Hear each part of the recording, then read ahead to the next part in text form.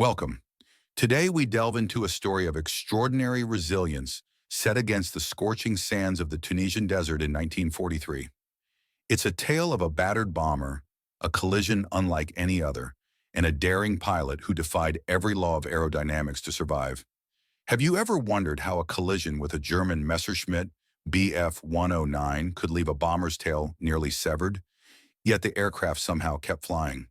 Could a fighter's canopy spiraling downward be the last thing anyone expected after such a crash?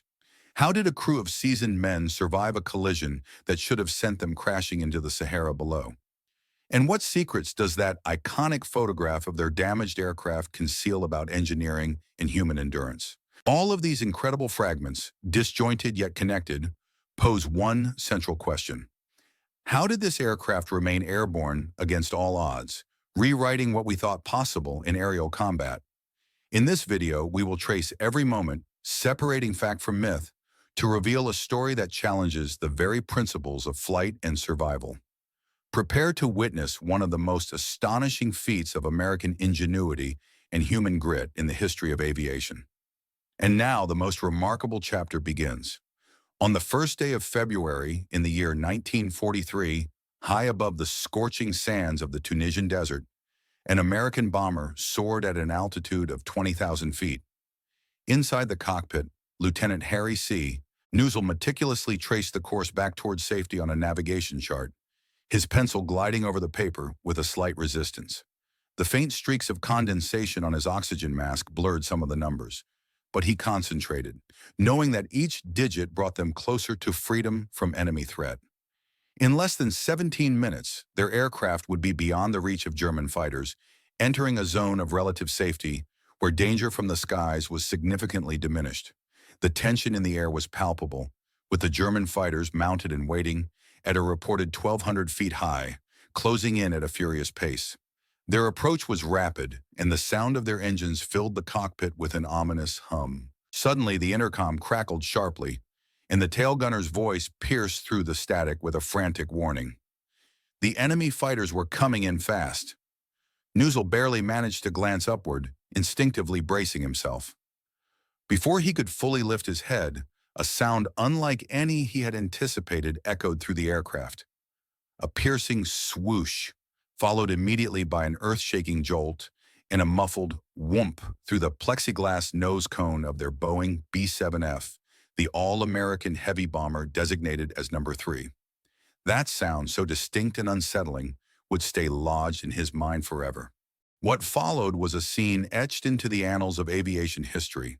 Pieces of a German Messerschmitt Bf-109 fighter scattered across the sky, chunks of fuselage, torn metal, and shrapnel, raining past their wing, some striking the bomber itself. The fighter, rather than exploding in a fiery ball or being shot down in the usual manner, had collided physically with their aircraft. The impact was so severe that the fighter's canopy, bearing the Black Iron Cross emblem, spiraled downward, tumbling toward the desert 5 miles below. Astonishingly, the bomber had not been destroyed. It had not suffered the conventional fate of being riddled with bullets or blowing apart in flames. Instead, it remained airborne, its damaged tail section nearly severed, hanging precariously by only a few remaining metal spars and fragile strips of aluminum skin. The collision had left their aircraft in a state of extraordinary disrepair. Yet somehow, against all odds, it continued to fly. None of the 10 crew members aboard, men seasoned by countless missions, knew at that moment that they had become part of one of the most studied and documented incidents in the entire history of aviation. Their battered aircraft, which would soon be captured in a photograph destined to become iconic, was flying with a severely compromised tail. The image of that aircraft, exhibiting the scars of collision and survival, would serve as a powerful testament to resilience and engineering ingenuity for decades to come. The physics of their situation defied every principle of aerodynamics known. The calculations indicated that they should have been doomed, spiraling downward in pieces toward the vast Sahara below. And yet, remarkably, First Lieutenant Kendrick Robertson Bragg, Jr., gripping the control yoke with the unwavering resolve of a man who had never lost a game during his legendary 17-game football season at Duke University, managed to keep the enormous, damaged aircraft aloft. His command of the aircraft, more than 65,000 pounds of battered aluminum, twisted and torn yet still airborne, was nothing short of miraculous. This moment would spark perhaps the most improbable survival story in the history of aerial warfare. A stunning demonstration of American engineering prowess combined with unyielding human determination. The Germans, observing from their vantage points, would be forced to reevaluate their assumptions about the formidable B-17 Flying Fortress, as this aircraft refused to succumb even in the face of catastrophic collision. Meanwhile, at Biskra Airfield in Algeria, the pre-dawn darkness was punctuated by the first hum of engines coming to life. The engines, two massive radial cyclones, roared into action, vibrating through the desert terrain and stirring up dust and sand that had infiltrated every corner of the base. February 1st arrived with unusual clarity. The skies were clear, with no sandstorms or strong winds to impede the operation. Visibility was superb, making it an ideal day for bombing runs and aerial combat. As the operations officer briefed the crew at 4 o'clock in the morning, First Lieutenant Kendrick Robertson Bragg, known among his comrades as Son, carefully ran his hands over the control surfaces of All-American 3 during his pre-flight inspection. At the age of 25, Bragg carried himself with a quiet confidence, an inner calm that belied the chaos that was sure to follow once they took to the skies. His demeanor reflected a man who understood the weight of responsibility resting on his shoulders as the pilot of a craft that had already defied death in the most extraordinary way.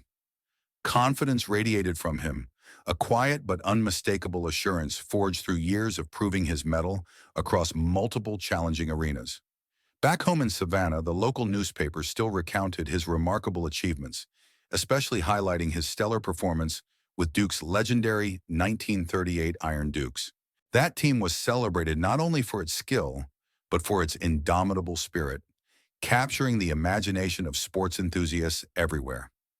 In that season, his team had achieved the extraordinary feat of remaining undefeated throughout the entire regular schedule, a record that seemed almost mythical at the time. They had gone through their games without suffering a single loss, and more impressively, they had not been scored upon in any of those contests. Such dominance earned them the reputation of being the team that simply could not be beaten, a symbol of relentless perseverance and mental resilience. This unwavering toughness, this refusal to accept defeat even in seemingly insurmountable circumstances, had served him well long before he traded his football cleats for the more perilous world of aviation. Since August 24, 1942, the Boeing B-17F-5BO, bearing the serial number 412-4406, had been his steadfast companion in the skies. He knew her intimately, every rivet, every peculiar sound she made, and each quirk that defined her unique character. Built at Boeing's vast Seattle plant, she was a marvel of engineering, crafted to withstand the brutal demands of wartime combat. She had journeyed across the Atlantic Ocean as part of Operation Bolero, a colossal effort to reinforce Allied forces in Europe with a formidable aerial presence. Her ground crew had proudly painted her name in bold, confident letters along her nose, All-American 3, a hopeful moniker that symbolized the unity and resilience of the American war effort. She was the third aircraft to carry that proud name, following her predecessors who had fallen to the relentless hazards of war. Despite the losses, she operated flawlessly, running as smoothly as silk beneath the skilled hands of her crew. Her performance reflected the meticulous maintenance and the unyielding dedication of those who cared for her. On this particular morning, Lieutenant Technical Sergeant Joe C. James reported from his station at the flight engineers panel. His keen mechanical intuition was a trait that separated competent engineers from outstanding ones, and when James declared the aircraft ready, everyone aboard knew she was prepared for the perilous mission ahead. The crew assembled that day epitomized the diverse democracy of the American military effort. Men from vastly different backgrounds, united by a shared sense of purpose and a collective commitment to victory. Among them was Second Lieutenant Godfrey Engel, Jr., the co-pilot, who came from a prominent banking family in Connecticut. The navigator, Harry C. Newessel, had left behind his engineering studies at the University of Minnesota to enlist in the Army Air Forces. Ralph Burbridge, the bombardier, had already earned his wings before the attack on Pearl Harbor, making him one of the most experienced members aboard, despite being only 23 years old. The enlisted crew brought their own specialized skills to the table. Radio operator Staff Sergeant Paul A. Galloway had mastered the complex and temperamental liaison radios that coordinated bomber formations during missions. The waist gunners, Staff Sergeant Michael Zuck and Sergeant Elton Condor, had diligently checked and rechecked their .050 caliber Brownings. Elton Condor's inclusion was a last-minute substitution from the 341st Squadron due to an ill crew member, underscoring the unpredictable nature of wartime operations. Meanwhile, Staff Sergeant Sam T. Sarapoulos, who would soon earn the nickname Lonesome Sam for reasons that would become horrifyingly clear, settled into his isolated defensive position with a stoicism characteristic of a man who had accepted his role as the bomber's most vulnerable defender. It was a somber acknowledgement of the peril he faced, an understanding that he was the first line of defense against any attack. The 97th Bombardment Group had the distinction of being the first American heavy bomber unit to engage in combat on the European continent. Their initial mission had been launched from England on August 17, 1942. Since then, the unit had moved to North Africa as part of Operation Torch, supporting ground campaigns aimed at pushing Axis forces from the continent altogether. Their journey had not been without sacrifice. Countless aircraft and crews had been lost to enemy fighters, anti-aircraft fire, and the brutal mathematics of strategic bombing that relentlessly tested their endurance and resolve. Today's target was a vital node in the German supply network, specifically the port facilities at Tunis and Bizerte. Every cargo ship that docked and every ton of supplies that reached these ports played a crucial role in sustaining the Axis war effort in North Africa.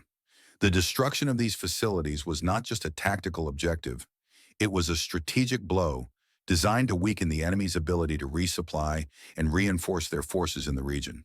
Each successful mission, each target devastated, brought the Allies one step. The strategic importance of these ports in North Africa had been growing steadily, as their control effectively stretched the Axis defenses thin and extended their supply lines to the continent. Each successful bombing raid diminished the enemy's ability to resupply and reinforced the momentum of the Allied push closer to victory. Every mission, meticulously executed, brought the Allies ever nearer to liberating North Africa entirely, opening the crucial gateway into southern Europe and setting the stage for further advances into the heart of enemy-held territories. Over the vast expanse of the Mediterranean, the formation of aircraft assembled with the kind of practiced grace that only years of experience could produce. The scene resembled a carefully choreographed aerial ballet, with precision and coordination guiding every movement. In this formation, 12 B-17 flying fortresses of the 114th Bombardment Squadron arranged themselves into a tight defensive box pattern, a three-dimensional configuration specifically designed to optimize overlapping fields of fire from their multiple 50 caliber machine guns. This formation was a formidable sight, intended to increase their survivability against enemy fighters and flak. Positioned to the right wing of the lead aircraft, the American bomber known as All-American 3 took her place with unwavering resolve. The lead aircraft was called Flaming, under the command of Major Robert Coulter, who also served as the squadron's operations officer. An ominous shadow hung over the formation, the absence of fighter escort. The P-38 Lightnings that were supposed to provide protective cover could not take to the skies as planned because mechanical issues had grounded them. This left the bomber formation vulnerable, relying solely on their defensive armament and the untested doctrine of mutual protection among the bombers themselves. At this altitude, 20,000 feet above the Earth, the temperature had plummeted to an extreme of minus 40 degrees Fahrenheit. The freezing air caused ice to form on the aircraft's windows, impairing visibility and forcing the crew to frequently break away ice crystals that accumulated inside their oxygen masks, an essential task to ensure continuous airflow and breathing. The American innovation of electrically heated flight suits, designed to combat such Arctic-like conditions, was barely enough to hold back the relentless cold. Despite these technological marvels, many men returned from missions bearing frostbite that could rival the injuries sustained in combat, a harsh reminder of the unforgiving environment at high altitude. As the target below came into view, Bombardier Ralph Burbridge announced clearly over the intercom that the target was in sight, just as the city of Tunis emerged through scattered clouds. The port area was a hive of activity. Ships lined the docks, unloading supplies and ammunition. Trains idled on sidings, and trucks streamed forward, heading toward the front lines. On the ground, the Africa Corps was making its final stand against the advancing forces of Montgomery's 8th Army and Patton's 2nd Corps, trying desperately to hold their positions. The bombing run itself demanded the utmost accuracy. For exactly 3 minutes, the aircraft had to maintain a steady, straight, and level course. There was no room for evasive maneuvers or hesitation, while Burbridge synchronized his Norden bomb sight with the target below. This was a crucial moment, as the Norden device was a closely guarded secret, so much so that the Americans would remove it from the aircraft after every mission to prevent enemy capture. The device employed a complex system of gyroscopes and mechanical calculations to determine the precise release point for the bombs, ensuring maximum accuracy. Suddenly, the warning came. Somebody reported that enemy anti-aircraft fire was approaching unnecessarily. It was a forewarning that proved prescient. The sky around them erupted with black puffs, each one blossoming into a cloud of shrapnel, devastating and deadly. These puffs marked the bursts of German 88mm anti-aircraft guns, which had originally been designed as anti-tank weapons, but had proven to be extraordinarily effective against large aircraft like these bombers. The shells were fused to explode at specific altitudes, creating deadly boxes of shrapnel that the bombers had to fly through to reach their targets. With a clear, confident voice, Burbridge announced, "Bombs away," signifying that the payload was released. The aircraft lurched upward momentarily as 4,000 pounds of high explosives tumbled from her bomb bay, plunging toward the targeted area below. The port side of the city immediately erupted into billowing smoke and roaring flames.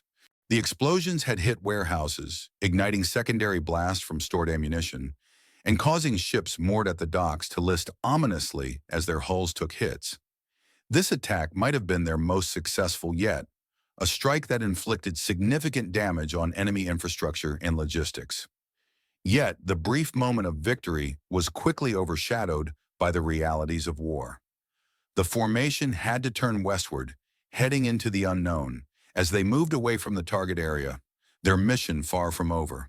The chaos erupted as the enemy fighters suddenly appeared near the home base, their dark shapes slicing through the bright sky with menacing precision. These were two Messerschmitt Bf 109 G4 fighters, seemingly emerging out of nowhere, their wings glinting ominously in the sunlight.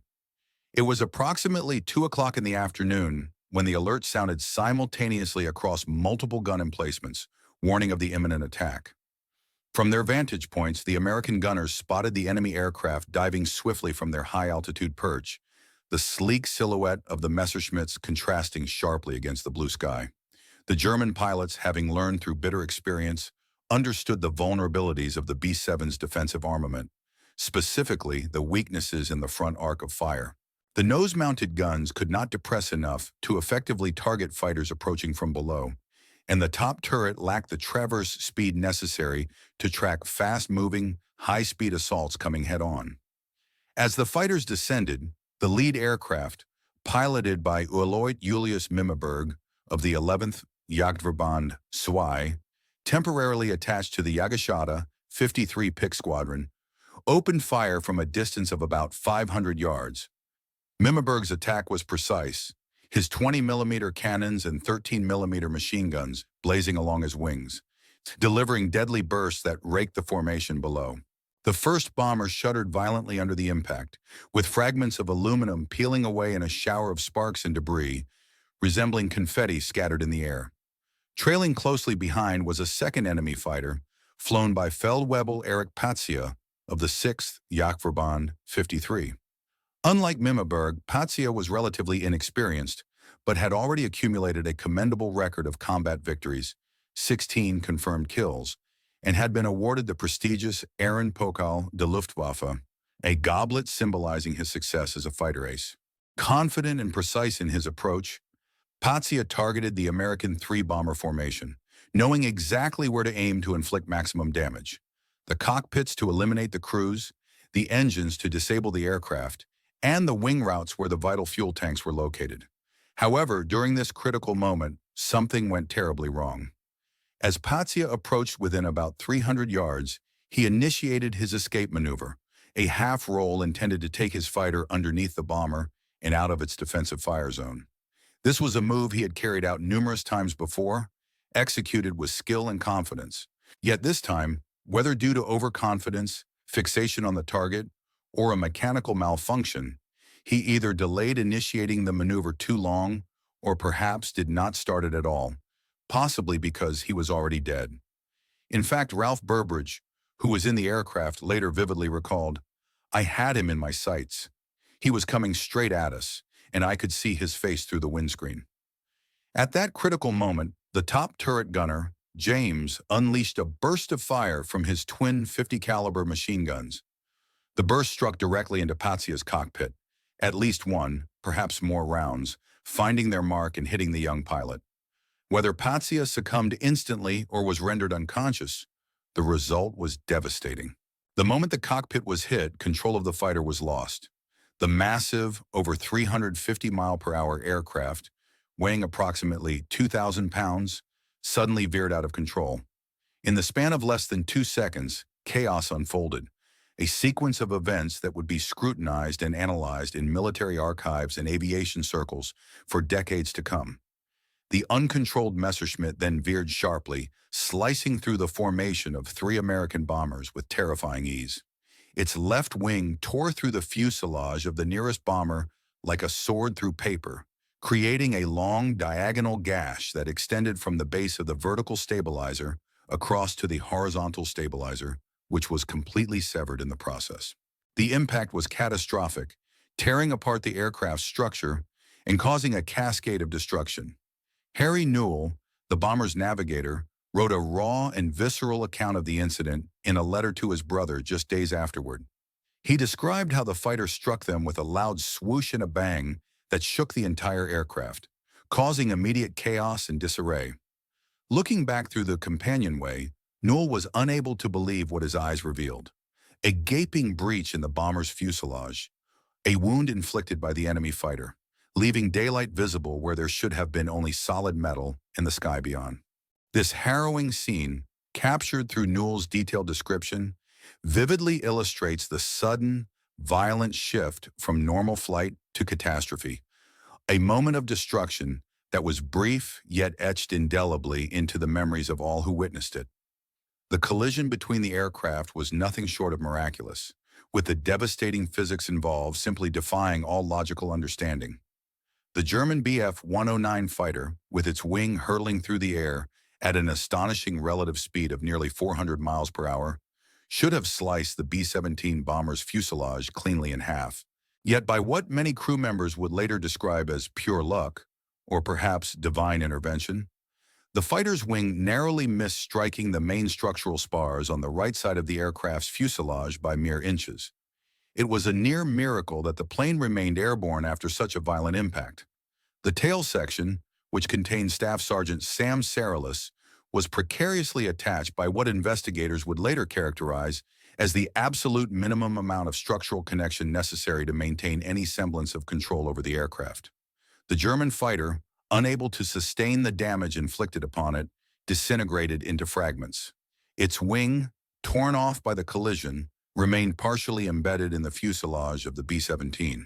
The impact caused the engine and the forward section of the aircraft to break free, tumbling away in a blazing ball of fire that lit up the desert below. Meanwhile, the tail section, distinguishable by its bright yellow nose and characteristic black crosses, spun in the air like a maple seed caught in a turbulent wind, descending rapidly toward the arid terrain. Inside the wreckage, engulfed in flames, was Feldwebel Erich Patsya, born on May 7, 1918, in Germany. Patsya would later be posthumously awarded the Medal of Honor on March 1, 1943, never knowing that his death had inadvertently contributed to one of aviation's most extraordinary stories of survival. Yet amidst the chaos, the crew of the American B-17, designated as all of the 3, had no time to reflect on the fate of their attacker. Their immediate concern was their own peril. as they faced a multitude of problems that by all laws of physics and aerodynamics should have been insurmountable. Pilot to crew, check in. Is everyone okay? Bragg's voice crackled over the intercom, calm and steady, betraying none of the physical strain he was undoubtedly experiencing from wresting control of an aircraft that had suddenly become unresponsive and unpredictable. The control cables that connected the tail surfaces, the elevator and rudder, had been either severed or severely damaged, rendering the crew's ability to control the aircraft's pitch and heading nearly impossible. The plane exhibited the deadly tendency to nose downward into what pilots called a graveyard spiral, a perilous descent that could tighten into a deadly, uncontrollable dive.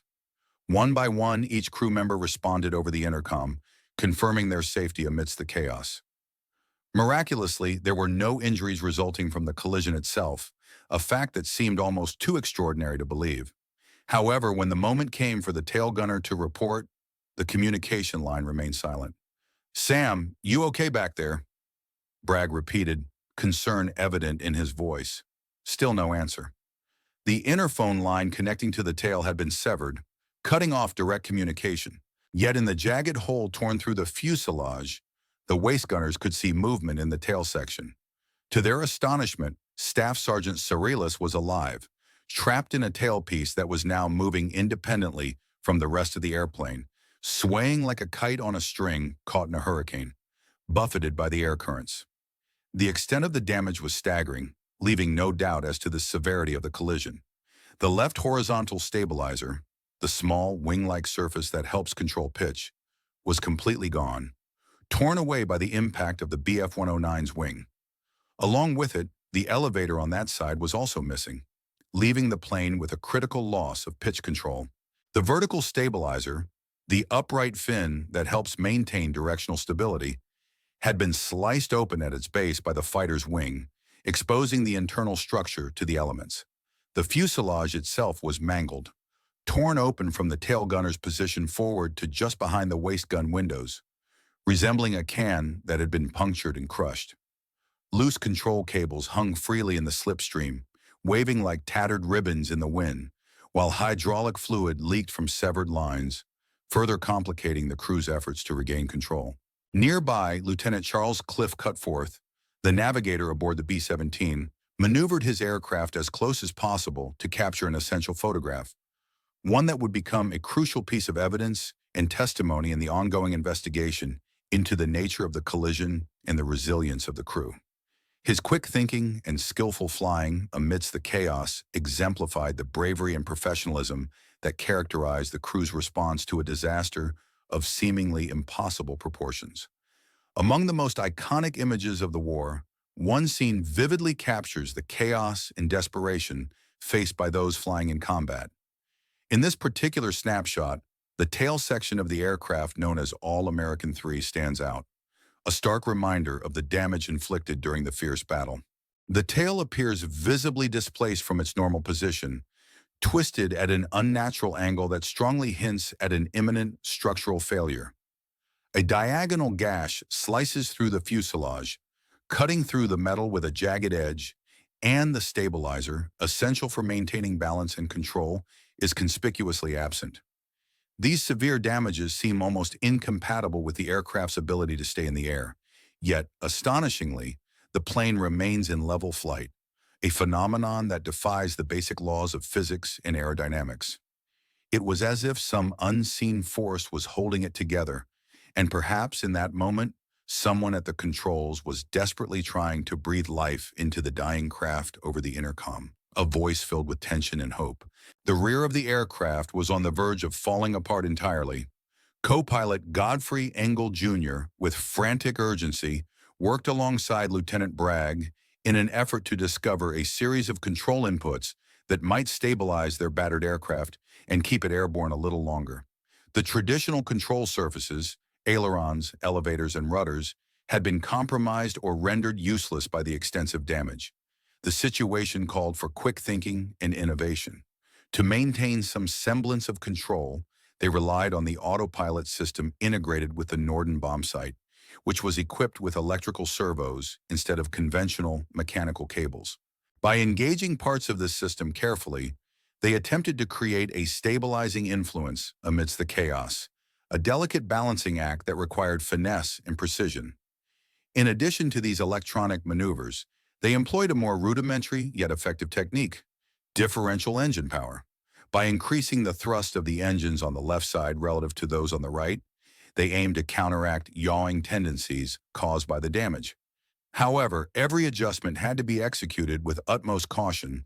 Too forceful an input could cause the tail to rip away entirely, transforming their fragile hope into catastrophe. The aircraft, despite its battered state, was still known as All-American, symbolic of resilience amid adversity. Major Coulter's voice crackled over the radio, originating from the flaming remains of the fighter, which had also been severely damaged during the fierce attack. His message was simple but tense. "Can you make it home?" It was a plea and a testament to the peril they were all facing. Lieutenant Bragg surveyed the gauges, the fuel levels, the engine temperatures and pressures. Reassuringly, there were no significant leaks, and the tanks still held enough reserves to sustain them. All engines were operational, and the electrical systems, vital for any controller communication, continued to function normally. The only apparent issue was the aircraft's missing a substantial part of its structure. Yet in the chaos of war, such a loss was dismissed as a minor detail. Their focus was on survival. "We're going to try," Bragg responded calmly, despite the dire circumstances. Inside the nearly severed tail section, Staff Sergeant Sam T. Saris faced a decision that would challenge even the bravest of men. The situation was so perilous that most would have been paralyzed by fear. He could remain where he was, clinging to hope that the tail would hold until they could land, or he could attempt to crawl forward through the wreckage toward the relatively safer main fuselage. The tail was moving independently of the rest of the aircraft, sometimes shifting so violently that it was feet out of alignment, creating a perilous environment. Each movement placed additional stress on the few remaining connections, and any sudden maneuver or turbulence could cause the entire tail to detach, sending 5 tons of aluminum plummeting into the void below. Saris made his decision swiftly. He chose to risk everything in order to reach safety. With his parachute strapped to his chest, along with his gear, and in a move that would soon become legendary, he also took with him a borrowed jacket, an act of ingenuity and daring, belonging to Lieutenant Bragg. He began the most dangerous 30 feet of his life, crawling through the apocalyptic interior of the fuselage. Daylight streamed through the torn and jagged holes in the aluminum shell, illuminating the chaos inside. The wind roared through the gaps, creating a violent maelstrom of loose equipment, spent shell casings, and debris torn loose from the German fighter that had inflicted such damage. The fuselage floor, never designed to support weight without its surrounding structure, flexed dangerously under Saris's hands and knees. Any wrong move, any sudden jolt, or failure of the overstressed aluminum could send him plummeting into the vast, empty void 5 miles below. Watching Saris's perilous trek was waist gunner Michael Zook, who observed with a mixture of admiration and disbelief. Would later be vividly remembered, the scene etched into their minds with a clarity that time could not fade. The crew member, calm as a still lake despite the chaos surrounding him, was methodically dragging his gear behind him, each movement deliberate and steady, embodying a sense of composure that belied the urgency of the moment. As he finally reached our position, the first thing he did was to hand over the jacket of the lieutenant, presumably one of their comrades, along with a quiet, almost command-like request: "Make sure the skipper gets this back. He might need it when we land." What should have been a journey lasting only seconds had stretched into nearly 10 minutes of tense anticipation. Yet amidst the chaos and uncertainty, Sam Saris had managed to reach us safely. Now, all 10 members of the crew were gathered in the forward section of the aircraft, ready to abandon ship at a moment's notice if the situation demanded it, prepared to bail out into the unknown. Meanwhile, the formation of bombers faced a dire and complex choice. Standard military protocol dictated that any aircraft damaged beyond repair or unable to maintain the formation's pace should be left behind to prevent jeopardizing the entire group. Such a decision was often a difficult one, as leaving behind a damaged aircraft could mean risking the safety of the whole formation by forcing it to slow down, thus making it more vulnerable to enemy fighter attacks. However, the brave crews of the 414th Squadron refused to abandon their comrade, an embodiment of unwavering loyalty and camaraderie. The formation tightened its ranks around the stricken bomber, forming an impromptu defensive shield with their collective firepower, determined to protect their fellow American aircraft at all costs. This selfless act came with its own risks, flying slower, maintaining formation longer into enemy territory, and exposing themselves to greater danger than they would have faced in a clean, swift retreat. These men had trained together through brutal North African conditions and had endured the loss of friends and fellow soldiers side by side. For them, the calculus of survival was secondary. Loyalty to their comrades and a shared sense of duty took precedence over self-preservation. From the command aircraft, a voice crackled over the radio, resonating with authority and resolve. "All American, this is Red Leader, the formation commander. We're staying with you until you're out of fighter range. Keep her steady." Their determination was clear. No matter the danger, they would remain united until the wounded bomber was safe.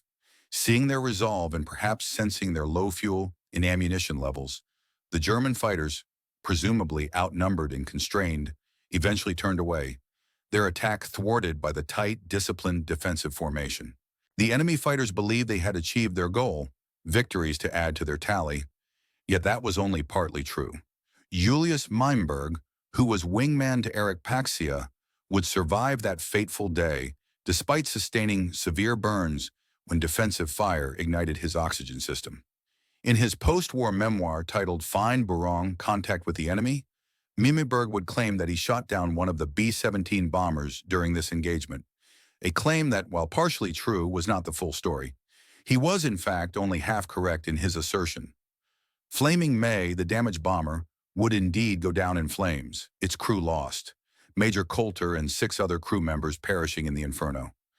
Yet despite the destruction, the remaining American aircraft refused to surrender. All American 3, though battered and struggling, remained defiant and determined not to succumb. As the formation finally crossed into Allied-controlled airspace, the other bombers began to peel away from the damaged aircraft, waving their wings in farewell and salute, acknowledging the sacrifice made. They headed toward Biskra, leaving the stricken plane behind to make its lonely journey. For all American 3 flying at a reduced speed to reduce stress on its battered structure, this flight would now become a solitary mission. The estimated flight time from the target area to Biskra airfield was supposed to be about an hour. However, for the crew of all American 3, desperately fighting to keep their aircraft airborne, it stretched into what felt like 90 long minutes, an eternity of tense anticipation. Every turbulence, every jolt and shudder sent shockwaves through the aircraft, causing the crew to hold their breath in helpless suspense. Each bump and tremor was a grim reminder of how fragile and compromised their aircraft had become. The tail section of the bomber, in particular, moved independently, sometimes aligning with the fuselage, sometimes canting at angles that seemed impossible, defying the very laws of aerodynamics. Bragg and Engel, the flight engineers, developed a delicate rhythm, a kind of cautious dance with the dying aircraft, making gentle adjustments to their controls, never sudden or aggressive. They worked in a synchronized manner, sensing the aircraft's responses through their fingertips and feet. Flying more by the engines were meticulously monitored, with a keen eye kept on their performance. Among them, engine number 3 was running just a tad hotter than the others, likely due to debris damage sustained earlier. Yet it still operated well within the safety margins set for such situations. Meanwhile, the oil pressure readings remained steady across all 4 engines, reassuring the crew that their power plants were functioning reliably. Interestingly, the aircraft's fuel consumption had shown a noticeable improvement, a fortunate consequence of their reduced speed, which minimized how quickly they drained their fuel reserves.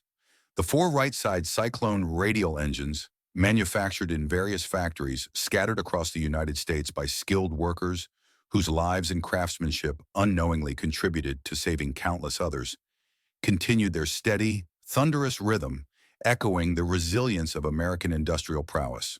Bragg, the aircraft's navigator, leaned slightly forward in his seat and addressed the crew with a steady, composed tone.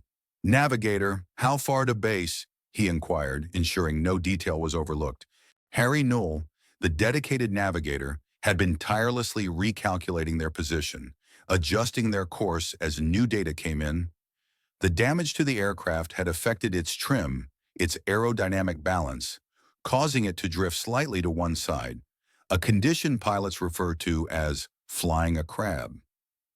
This slight sideways drift impacted their speed and fuel efficiency, but despite this, Harry's calculations indicated that they would reach their destination, albeit with very little fuel remaining as a safety margin. According to his estimates, they had approximately 40 minutes of flight time left before reaching base. Bragg confirmed that the weather conditions near the landing site remained clear, which would favor a smooth recovery. Throughout all this, radio operator Paul Galloway maintained continuous communication with Biskra Tower, relaying updates about the aircraft's status and receiving instructions from ground control. His steady voice kept the flow of information unbroken, vital for coordinating the emergency response. The entire base had mobilized every available emergency vehicle, ambulances, fire trucks, and crash crews, lining the runway in a well-rehearsed display of readiness. The base commander himself had come from the operations center to oversee the situation firsthand, standing beside the tower's control panels, eyes fixed on the screens and listening intently to every detail. The crew, meanwhile, went through their landing procedures with disciplined precision, each member meticulously checking and rechecking their equipment and systems. They kept their parachutes securely on, knowing that in the event of the worst, quick evacuation might be necessary. If, during the landing, the tail section separated from the aircraft, they would have only seconds to evacuate before a possible crash. Gunners Zook and Condard had already cleared loose equipment from their positions, removing anything that could turn into deadly projectiles during impact. Bombardier Burbridge carefully secured the bomb bay, upholding protocol despite the tense extremity of the situation. What was happening to the crew of the All-American III, known for their resilience and skill, was already beginning to ripple through the German fighter community in North Africa. Unbeknownst to them, the remarkable survival of their aircraft was creating a stir among Luftwaffe pilots and intelligence officers alike. Witnesses, fellow pilots who had seen the collision firsthand, were filing detailed reports, struggling to comprehend how the bomber remained airborne after suffering such catastrophic damage. German intelligence analysts, who had extensive experience with the B-17 Flying Fortress, were examining the reports with keen interest. Since the Americans had entered the European Air War, the Luftwaffe had fought numerous encounters with these heavy bombers, believing they understood their strengths and vulnerabilities. According to German technical assessments, a B-17 required approximately 20 hits from 20mm cannon shells to guarantee destruction, thanks to its redundant systems, self-sealing fuel tanks, and sturdy, resilient construction. These features made the aircraft frustratingly difficult to bring down, even under heavy fire. However, the sight of a B-17, with half its tail missing but still flying confidently, went far beyond their expectations and previous calculations. Initial reports from German pilots were met with skepticism.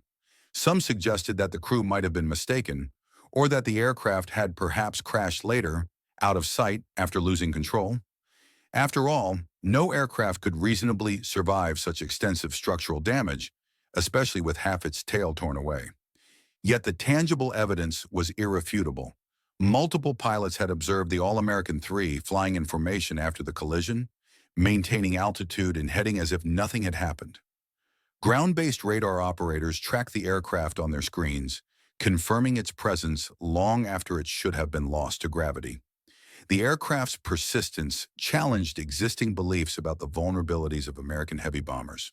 This incident was destined to be added to an ever-growing dossier of reports, compelling the Luftwaffe to reconsider and adapt their tactical approach toward attacking these formidable flying fortresses.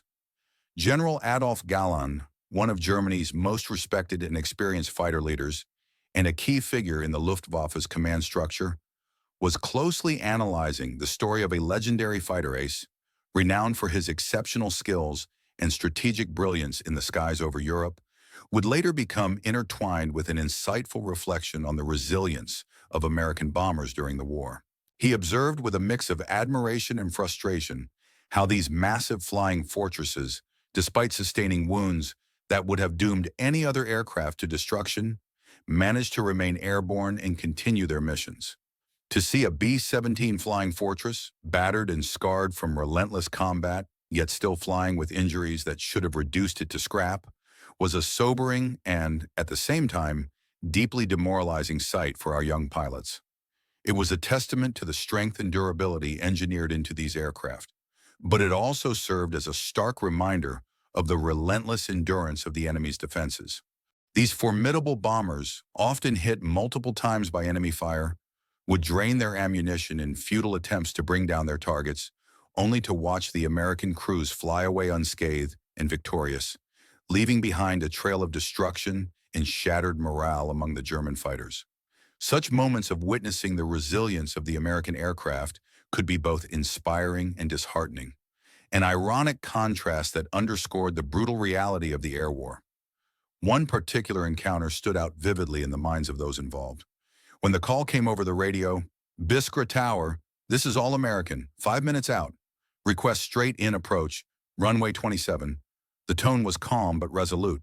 The tower responded crisply, granting permission for the approach and noting that emergency vehicles were standing by in case of catastrophe. The question about the number of wounded was met with a quiet yet tense exchange of glances between Bragg and Engel. The reality was that, by all accounts, they should have been dead. Every one of their crew, casualties of the violent collision they had narrowly survived. Yet remarkably, all 10 men aboard appeared unscathed, their survival defying the odds. In a brief but significant radio message, they confirmed to Tower that there were no wounded, only the need for a straightforward approach, despite the considerable structural damage the aircraft had sustained. The understatement was so profound that it nearly seemed like a joke. "No wounded, just need a straight approach," they said. From the cockpit through the windscreen, the sprawling brown terrain of Biskra Airfield emerged from the desert haze, a sight that brought immediate relief to the crew. Home, safety. The solid ground beneath their wheels was the most beautiful sight they had ever seen, a symbol of victory and safety after a harrowing ordeal. As the crew prepared for landing, Engel moved the lever to extend the landing gear, a critical step performed by a hydraulic system separate from the control surfaces, a design feature that added an extra layer of reassurance. The faint but unmistakable sound of the wheels locking into place, a reassuring thunk, confirmed that the gear was down and securely locked. Bragg queried about the flaps, knowing their role in slowing the aircraft for a safer touchdown. Considering the extent of the damage, Bragg decided against deploying flaps.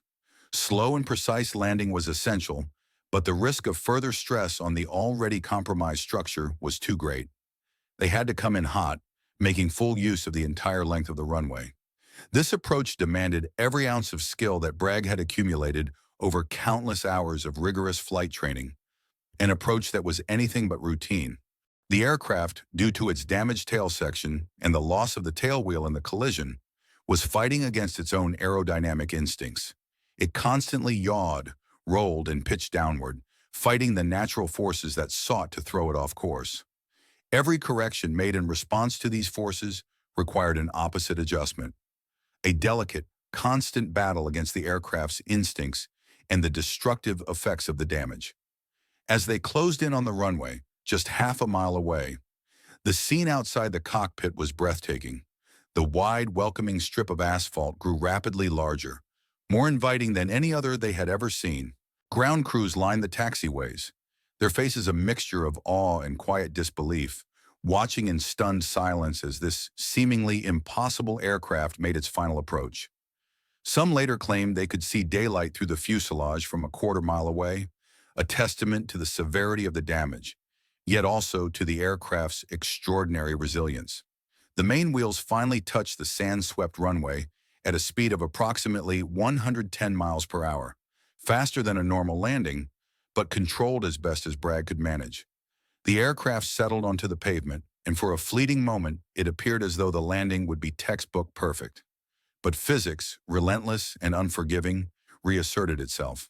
Without the tailwheel, destroyed in the collision, the tail section suddenly dropped, settling onto the runway surface.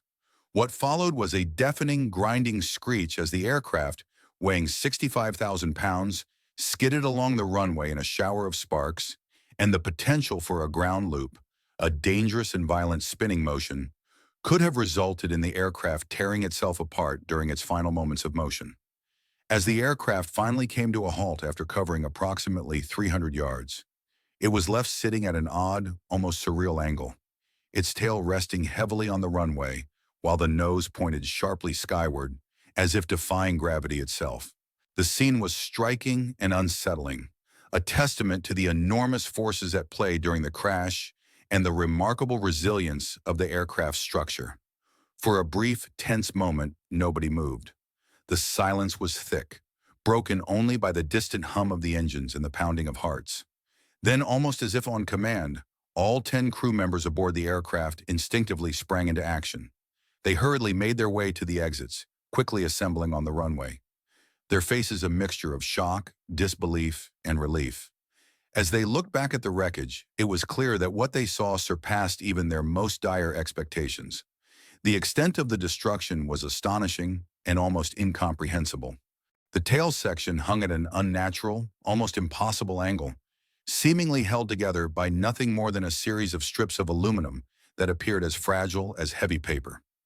How this section could have withstood 90 minutes of flight, flying through turbulence, stress, and strain, defied all logic and explanation. The durability of the aircraft's materials and construction seemed miraculous, prompting wonder and awe among those who examined it. Bragg, a member of the crew, turned to the flight surgeon, who hurried over with his medical team. "No injuries, Doc," Bragg said with quiet confidence. "We're all fine." Not a scratch. The doctor, however, cast a cautious glance from the crew to the battered aircraft and back again, his face betraying a sense of disbelief, perhaps a mixture of astonishment and skepticism, at what appeared to be nothing short of a miracle. What transpired next would soon become a legendary story, one retold countless times in the briefing rooms and casual conversations across the entire theater of operations. Driven by curiosity, 3 ground crew members from another squadron, eager to understand the extent of the damage firsthand, climbed aboard the wrecked aircraft, known as All-American 3, to examine it more closely. They moved carefully through the wreckage, peering into the jagged gash cut into the fuselage, marveling at the extent of the destruction and the apparent resilience of the aircraft's structure. Their combined weight, perhaps no more than 500 pounds, proved to be the final unforgiving factor that led to the collapse of the damaged tail section. With an agonizing grinding and tearing sound, the overstressed metal finally gave way, and the tail section separated entirely from the fuselage, collapsing onto the runway below. The 3 airmen scrambled swiftly away, their faces pale with shock and their bodies trembling, suddenly grasping the horrifying truth. The crew of All-American 3 had been on the brink of death for the past 90 minutes, surviving through what could only be described as a near miracle of engineering and luck. Meanwhile, Master Sergeant Hank Hyland, the crew chief responsible for the aircraft, approached the wreckage slowly, methodically taking notes on a clipboard. His task was clear: to assess whether the battered aircraft could be repaired and returned to service, or whether it should be declared a total loss and scrapped. Given the extensive damage, the question seemed almost academic. No aircraft in such a severe state of destruction could realistically be repaired and flown again. Such was the conventional wisdom. Yet this was the year of 1943, and the United States was determined to produce aircraft at an astonishing rate, defying conventional expectations. In aircraft factories located in Seattle, Burbank, and Long Beach, workers were completing a new Boeing B-17 Flying Fortress every few hours. The relentless, around-the-clock operation of these assembly lines was staffed by a diverse workforce: men who were either too old or too young for military service, and women who had never worked inside a factory before the attack on Pearl Harbor. The production effort was a monumental undertaking, driven by the urgent needs of the war effort. Serial number painted prominently on the tail of the aircraft, 412446, caught Hyland's eye. This aircraft, despite the tremendous damage it had sustained, had already survived more than most machines could hope to endure. It had faced obstacles and stresses that would have shattered lesser aircraft, yet it persisted. Hyland, gazing at the battered wreck, couldn't help but think that perhaps this aircraft still had one more miracle left within it. The prevailing opinion at that time was that All-American 3 was beyond saving. The damage was so extensive that it seemed impossible for the aircraft to be restored to flightworthiness. The structural integrity was compromised, and the aircraft had been pushed to its limits. In most other air forces, such a battered and broken machine would have been cannibalized for spare parts. The men of the 51st Air Service Squadron spent an entire 6 weeks performing what could only be described as an operation of enormous complexity and meticulous attention to detail. Their task was to repair an aircraft by attaching a tail section taken from another B-17, which had been severely damaged beyond repair during a landing accident. This was no ordinary repair job. It resembled more the craftsmanship and precision typical of shipyard work than the routine maintenance performed on aircraft. The process demanded patience, skill, and unwavering focus from each man involved, as they meticulously grafted the salvage tail onto the fuselage of All-American 3. Every step of the repair had to be executed flawlessly. Each rivet had to be perfectly placed, every control cable had to be tensioned precisely, and every electrical connection needed to be tested repeatedly to ensure safety and functionality. Throughout this grueling process, the ground crews endured the oppressive desert heat, which during the day could soar to a scorching 120 degrees Fahrenheit. Their work was equally demanding during the cold desert nights, when temperatures would sharply drop, sometimes approaching freezing, making the task even more uncomfortable and challenging. Yet they pressed on, driven by a shared purpose. Each aircraft repaired meant one more bomber ready to strike at the enemy, bringing the Allied effort one step closer to victory and ultimately aiming to end the war.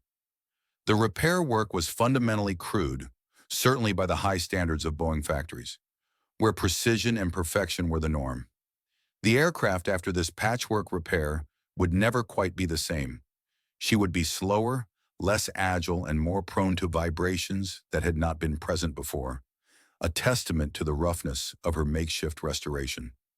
Despite these imperfections, on the 10th of May in the year 1943, All-American 3 once again took to the skies, carrying a new crew on a mission to Sicily. The ground crews watched her ascend with mixed feelings, pride in having resurrected her from the brink of destruction, but also a measure of anxiety about her future reliability. They had succeeded in bringing her back from the dead, but whether she would withstand the rigors of combat remained uncertain. Fortunately, she did hold together. All-American 3 continued flying missions for some time afterward, though her role was slightly less demanding.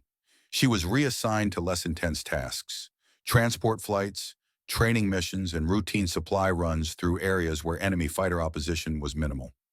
She had earned this more modest existence, a reprieve from the front lines that had taken such a toll.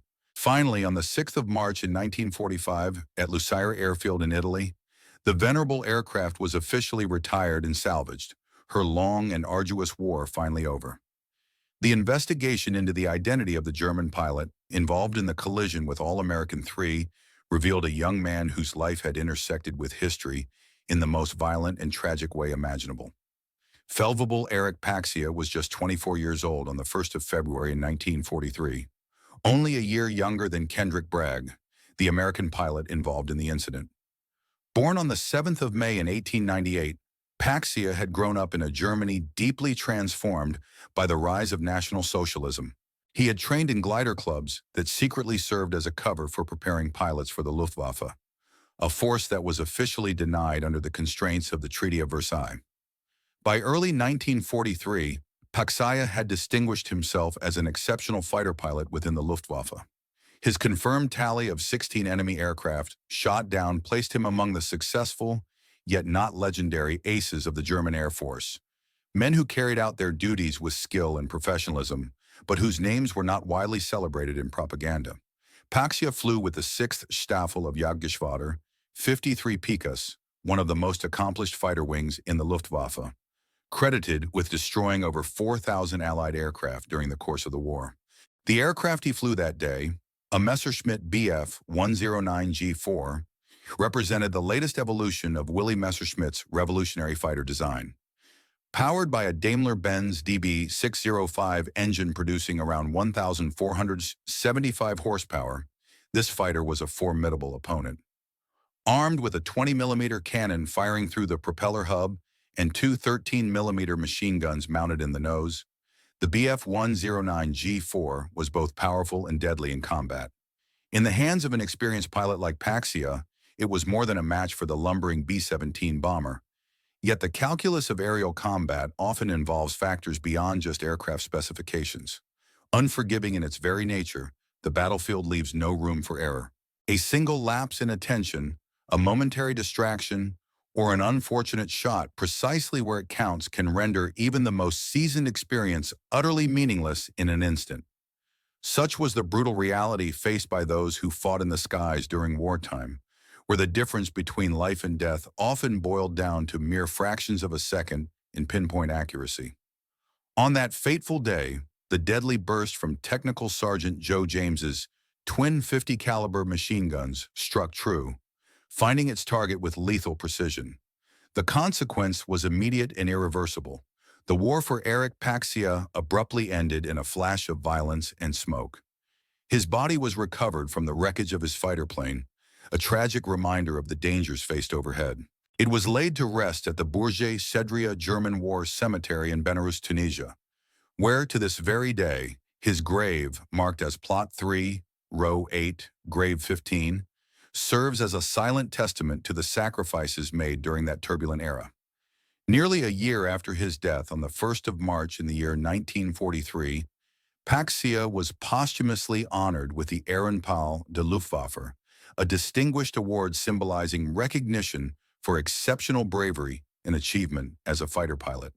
The citation accompanying this honor made no reference to the tragic collision that led to his demise. Instead, it simply acknowledged that he had fallen bravely in aerial combat against enemy bombers, emphasizing his courage and dedication in the face of peril. His family, like many others of that time, received the customary letter from his commanding officer, a formal expression of regret and a praise for his service and sacrifice for the Reich. They would have read words of honor, unaware of the extraordinary survival story that had unfolded amid the chaos of war, a story that would later be recognized as one of the most remarkable instances of aircraft resilience in aviation history. The survival of the aircraft known as All-American 3 became a focal point for engineers at Boeing and analysts from the Army Air Force, intrigued by how it had managed to stay airborne despite catastrophic damage. How could an aircraft missing critical structural components continue to fly for nearly an hour and a half? The answer lay in the innovative design philosophy that underpinned the creation of the Boeing B-17 Flying Fortress. Unlike earlier bombers that depended on a single central main spar running through both wing and fuselage, the B-17 employed a semi-monocoque construction, a revolutionary approach at the time. This design did not rely on just one primary structural element for strength. Instead, it distributed load-bearing capabilities across the entire airframe, creating a resilient and interconnected framework. The aluminum skin, reinforced by internal frames and stringers, was capable of carrying loads and dispersing stress throughout the aircraft's structure, akin to a complex web of support. When the primary load paths, such as the main spars, were compromised, secondary and even tertiary load transfer paths could step in under favorable circumstances to preserve the aircraft's integrity. The key to All-American 3's astonishing survival was what had remained undamaged amidst the destruction. The junction connecting the wing and fuselage, often considered the strongest part of the aircraft, remained intact. The main wing spares, which bore the weight of 4 engines and contained vital fuel tanks, were unscathed. Additionally, the bomb bay, constructed with a robustness designed to carry up to 8,000 pounds of ordnance, formed a sturdy, rigid box that held the forward and aft sections together, even when other structural elements had failed. William Allen, a Boeing engineer closely examining the incident reports, noted that the B-17 had been intentionally designed with the realities of combat damage in mind from its inception. In a detailed technical memorandum, he remarked, "We knew these aircraft would inevitably take hits during operations, so we incorporated redundancy into their design wherever possible." He explained how multiple control cables, backup hydraulic systems, and structural members capable of bearing loads even when neighboring components failed were integral to the aircraft's resilience.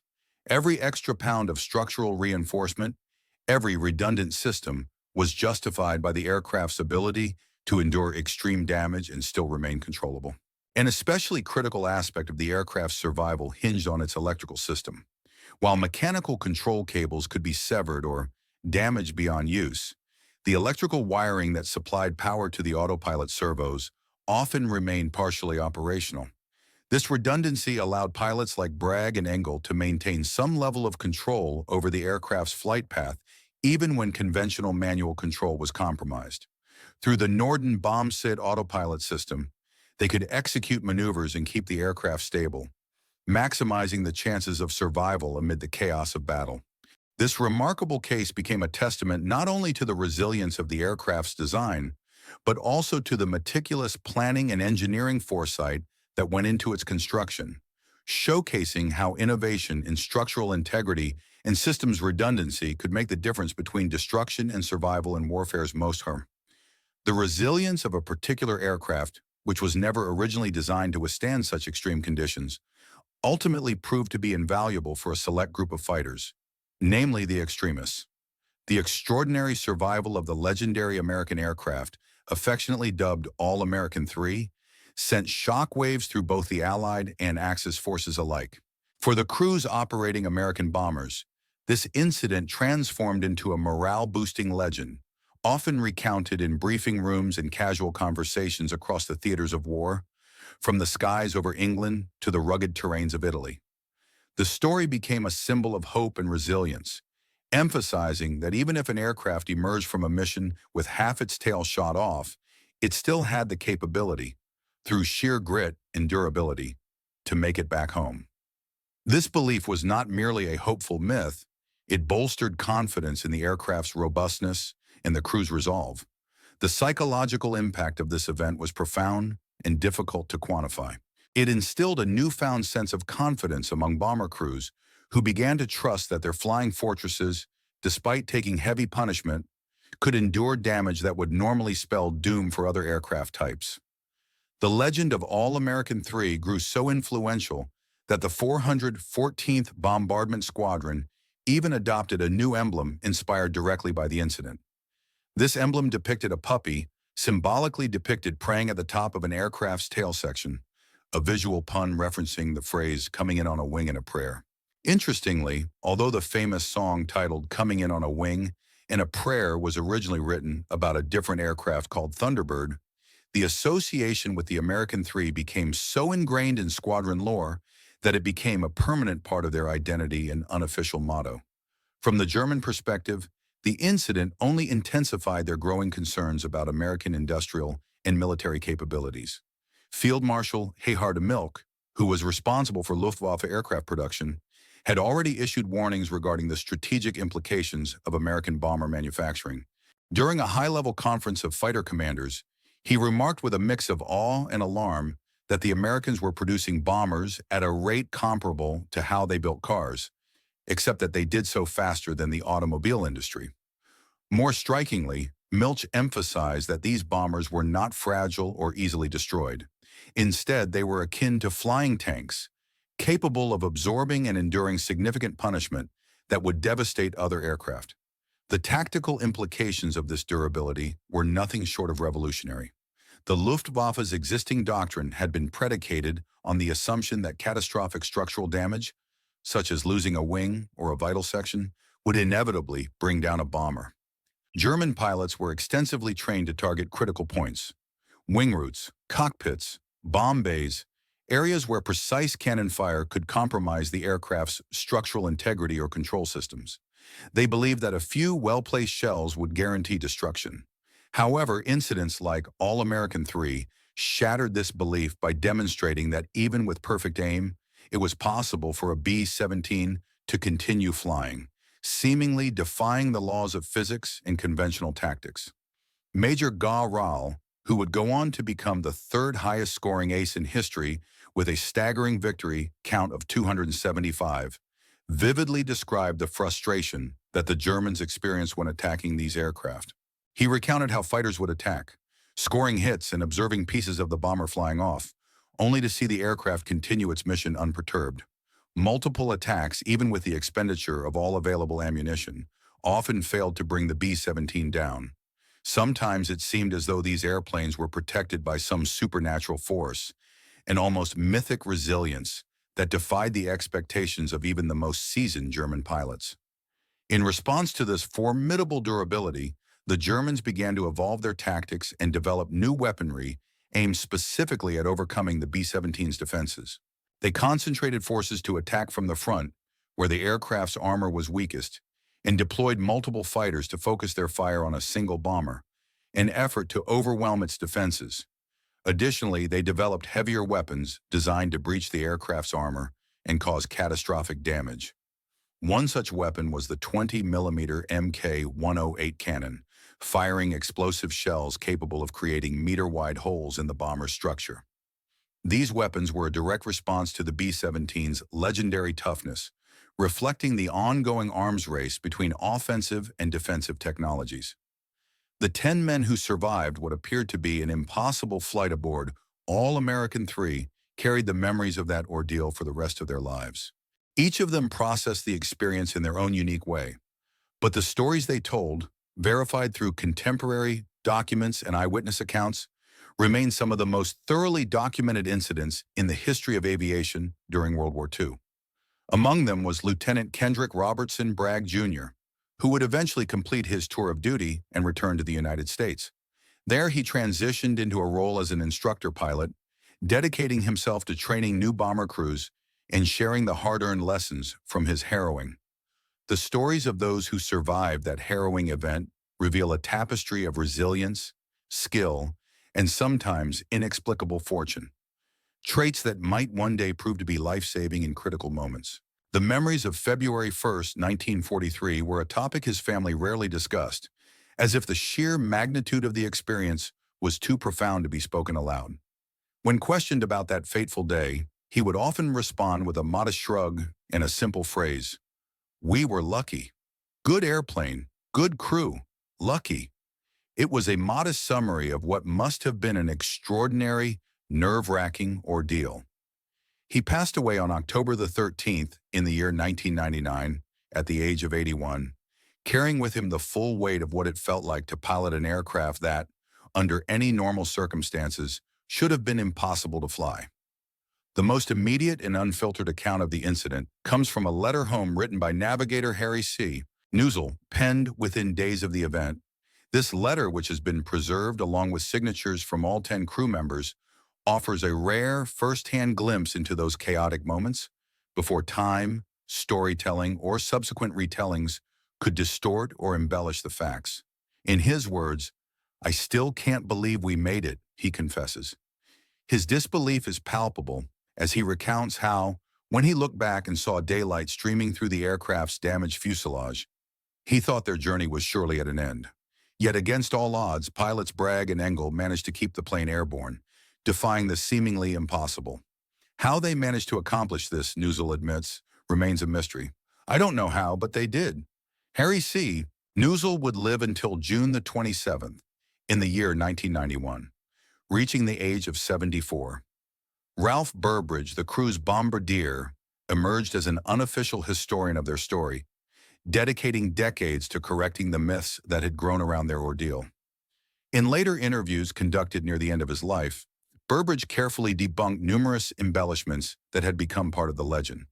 For example, he clarified that the aircraft had not been held together with parachute cords, a common myth, nor had they completed their bombing run after the collision, which actually occurred on the return trip, not during the attack. Additionally, the crew's destination was not England, as some stories suggested, but their base in Algeria. Burbridge understood that the true account was astonishing enough without sensationalism, an authentic tale of bravery and perseverance. He died on the 3rd of February in the year 2013 at the age of 92, leaving behind the legacy of one of the last surviving witnesses to that extraordinary day over Tunisia.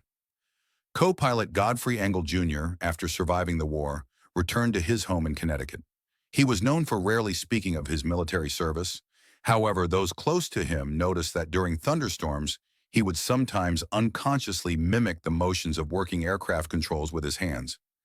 His life extended until May the 3rd in the year 2007, when he passed away at the age of 92, surrounded by his family. Technical Sergeant Jacques, whose guns had shot down the attacking fighter and inadvertently caused the collision that nearly claimed their lives, struggled with the moral and emotional complexity of his role in the incident. He had managed to save his crew by shooting down an enemy aircraft. Yet that very act had precipitated the collision with tragic consequences. The paradox haunted him, those who knew him recalled. When asked about his role, Jacques would simply reply, "I did my job," as if that statement contained the entire weight of his experience. The waist gunners, Michael Zuck and Elton Condor, also shared their perspective, emphasizing the extraordinary bravery of their comrade, Staff Sergeant Sam Cerilis. Watching Cerilis crawl through the wreckage of the destroyed fuselage was, in their view, the bravest act they had seen during the entire war. "We saw many brave men perform courageous deeds," Zuck reflected in a 1985 interview. "But Sam crawling through that mess, calm and focused, that was something truly exceptional." Cerilis, known as Lonesome Sam, had actually ridden within the severed tail section of the aircraft. His calmness and determination in the face of chaos turned him into a legendary figure within the Army Air Forces. His straightforward courage, exemplified by his concern for returning Bragg's jacket, a small but meaningful gesture, embodied the kind of unflappable resolve that characterized the very best of American aircrew. When asked how he managed to crawl through the wreckage, Sam simply replied, "What else was I going to do?" His answer reflected a quiet sense of duty and resilience that resonated deeply with those who knew him. His story remains a testament to the extraordinary composure and perseverance that can emerge in humans, amazing to consider that amidst the chaos and destruction of war, an aircraft could survive such catastrophic damage and continue to fly. It was a testament to the resilience of both the machine and the crew, who had demonstrated extraordinary skill, courage, and perhaps a touch of luck or divine intervention to achieve such a feat. The event took place on a pivotal day during the North African campaign, a conflict that was shaping the course of the war in the Mediterranean theater. At that time, the German and Italian forces, collectively known as the Axis powers, had been pushed into a precarious position. Under the command of Erwin Rommel, the Afrika Korps had initially seemed nearly unstoppable, a formidable force in the desert. However, by early February of the year 1943, the situation was rapidly changing. The British Eighth Army, commanded by General Montgomery, was steadily advancing from the east, while American forces pushed from the west, tightening the noose around the Axis positions. The strategic ports of Tunis and Bizerte, which served as crucial supply and communication hubs for Axis operations, were the primary targets of the day's bombing raid. These ports were vital lifelines that sustained the remaining Axis forces in North Africa. The success of every mission that day was critical. Each bombing run brought the Allies closer to forcing the surrender of the Axis in North Africa. The importance of these targets cannot be overstated, as their destruction hastened the collapse of Axis resistance in the region. Within just 3 months of that remarkable incident involving the aircraft known as All-American III, the Axis forces in North Africa would be compelled to capitulate. On the 13th of May, 1943, nearly 250,000 German and Italian soldiers laid down their arms in Tunisia, marking a defeat that would resonate throughout the Axis military hierarchy, akin in its significance to the Battle of Stalingrad. The aircraft that played such a pivotal role in this campaign was a Boeing B-17 Flying Fortress, belonging to the 97th Bombardment Group. The aircraft, nicknamed All-American III, was heavily damaged during the mission, but remarkably managed to return to base. This particular plane would go down in history not only for its crucial contribution to the victory, but also for the incredible photograph taken during its flight. The image, captured by Lieutenant Charles Cliff Cutforth from the aircraft flying flit gun, has since become one of the most scrutinized and studied photographs of the Second World War. This photograph, officially cataloged as United States Air Force Photo 050524-EOF 1234P015, depicts all 3 American aircraft in profile against the stark desert landscape of North Africa. The damage inflicted on the aircraft is unmistakable and dramatic.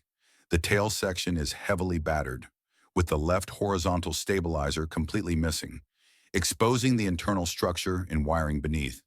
The vertical stabilizer bears a massive diagonal gash across its surface, a clear testament to the ferocity of the attack it had sustained. The fuselage from the tail gunner's position forward appears to be torn open, exposing the internal framework and possibly some of the crew's workspaces.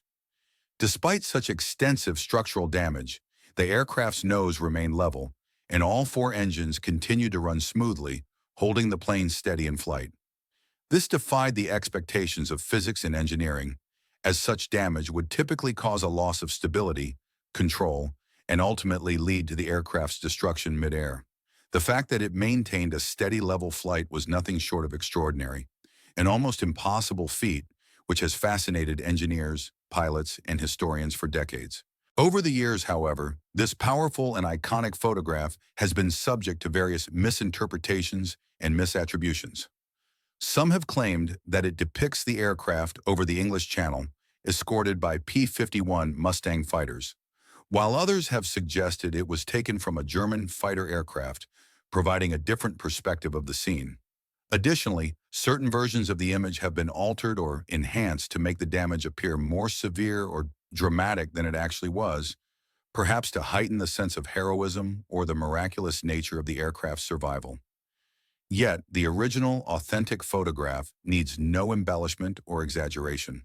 It captures a moment that defies conventional understanding, a visual record of a plane flying amidst devastation that, according to our understanding of aeronautics and structural integrity, should have been impossible.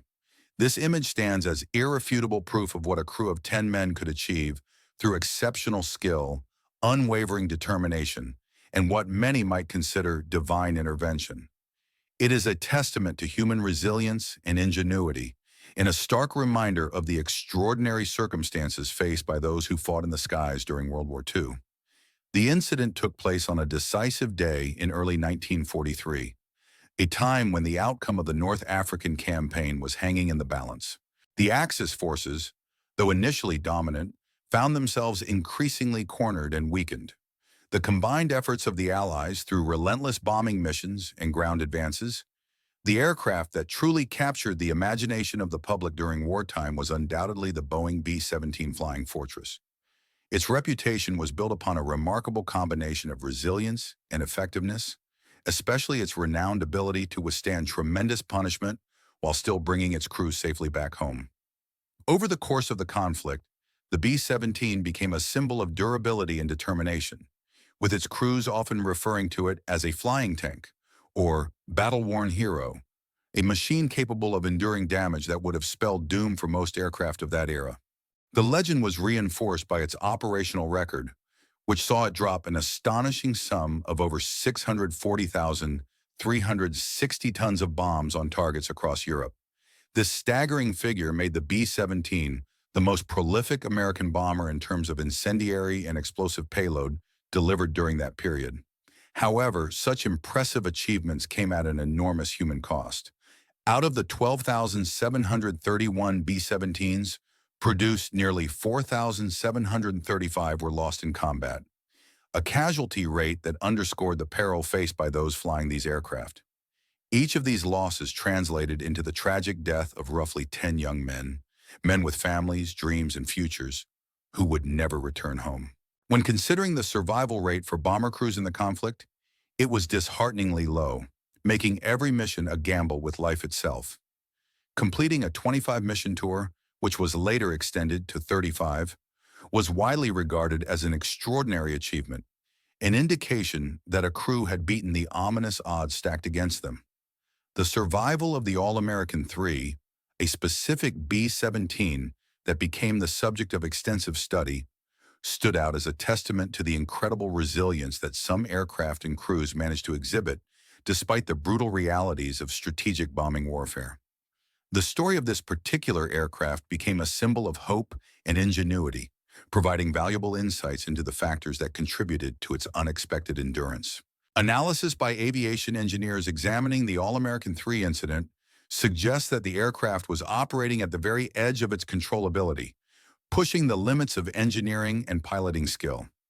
Structural analysis revealed that the bomber's center of gravity had shifted dramatically backward, largely because of the extensive structural damage sustained during combat. This shift placed the aircraft into a dangerous condition that would have challenged even the most advanced modern flight control systems. Yet the remarkable survival of this aircraft was primarily credited to its structural redundancy. Its design incorporated multiple load paths for critical forces, ensuring that if primary structures failed, secondary systems could still bear enough of the load to maintain a basic level of integrity. A key tactical move in the aircraft's survival was the immediate reduction of airspeed following damage. The pilot, Lieutenant Bragg, instinctively slowed the bomber down, which minimized aerodynamic forces pulling at the damaged frame. Every mile-per-hour decrease in speed exponentially reduced the stress exerted on the compromised structure, giving the aircraft a much-needed chance to hold together. Further analysis of control inputs shows that any aggressive maneuvers or abrupt controls would have likely exceeded what the remaining structural elements could withstand, potentially leading to catastrophic failure. Instead, Bragg, along with co-pilot Engel, employed gentle, coordinated control movements, deliberately smooth and measured, to keep forces within survivable limits. Weight distribution within the aircraft also played a subtle but crucial role in its resilience. The crew's deliberate shift forward from the tail section, possibly as part of their damage control efforts, inadvertently helped by moving the center of gravity forward. This shift partially compensated for the lost tail weight, stabilizing the aircraft's balance and reducing further risk of structural failure. Moreover, environmental conditions at the time played a significant role. Flying over the relatively smooth and predictable air of the North African desert meant that the aircraft was spared the additional stress of severe turbulence or thunderstorms. Had it encountered rougher weather, such as a thunderstorm or severe turbulence, the damaged bomber would have likely succumbed to the additional aerodynamic forces, ending its miraculous survival. The lessons drawn from the All-American 3 incident continue to influence aircraft design and pilot training. The incident demonstrates how a combination of robust engineering, specifically structural redundancy, and skilled, cautious piloting can produce outcomes that seem almost impossible under such extreme conditions. Post-war aircraft development increasingly prioritized these principles, emphasizing the importance of maintaining integrity even after sustaining battle damage. Insights gained from studying this case have directly informed improvements in aircraft design, especially in areas concerning damage tolerance and structural redundancy. Research into the archives of the German Luftwaffe offers an additional perspective on the incident, providing a detailed and precise account from the opposing side. The loss of the aircraft and its crew member, Erich Patzia, was meticulously recorded in the war diary of the German fighter wing JG-53, illustrating the German military's methodical approach to combat record-keeping. According to these records, the aircraft failed to return from a combat mission targeting an American bomber formation and was believed to have collided with enemy fighters during the engagement. Witnesses. During the early stages of aerial warfare, it was commonly believed that American bombers, despite their formidable appearance, were surprisingly easy targets for enemy fighters. They were often considered slow-moving and vulnerable, making them prime candidates for swift, decisive attacks. Historically, enemy forces would capitalize on this perceived weakness by launching raids against these large, seemingly fragile aircraft. After such attacks, the bombers would absorb tremendous damage, fires, shattered wings, and broken fuselage. But astonishingly, many of them managed to keep flying, often reaching their intended targets or safe zones despite the ordeal.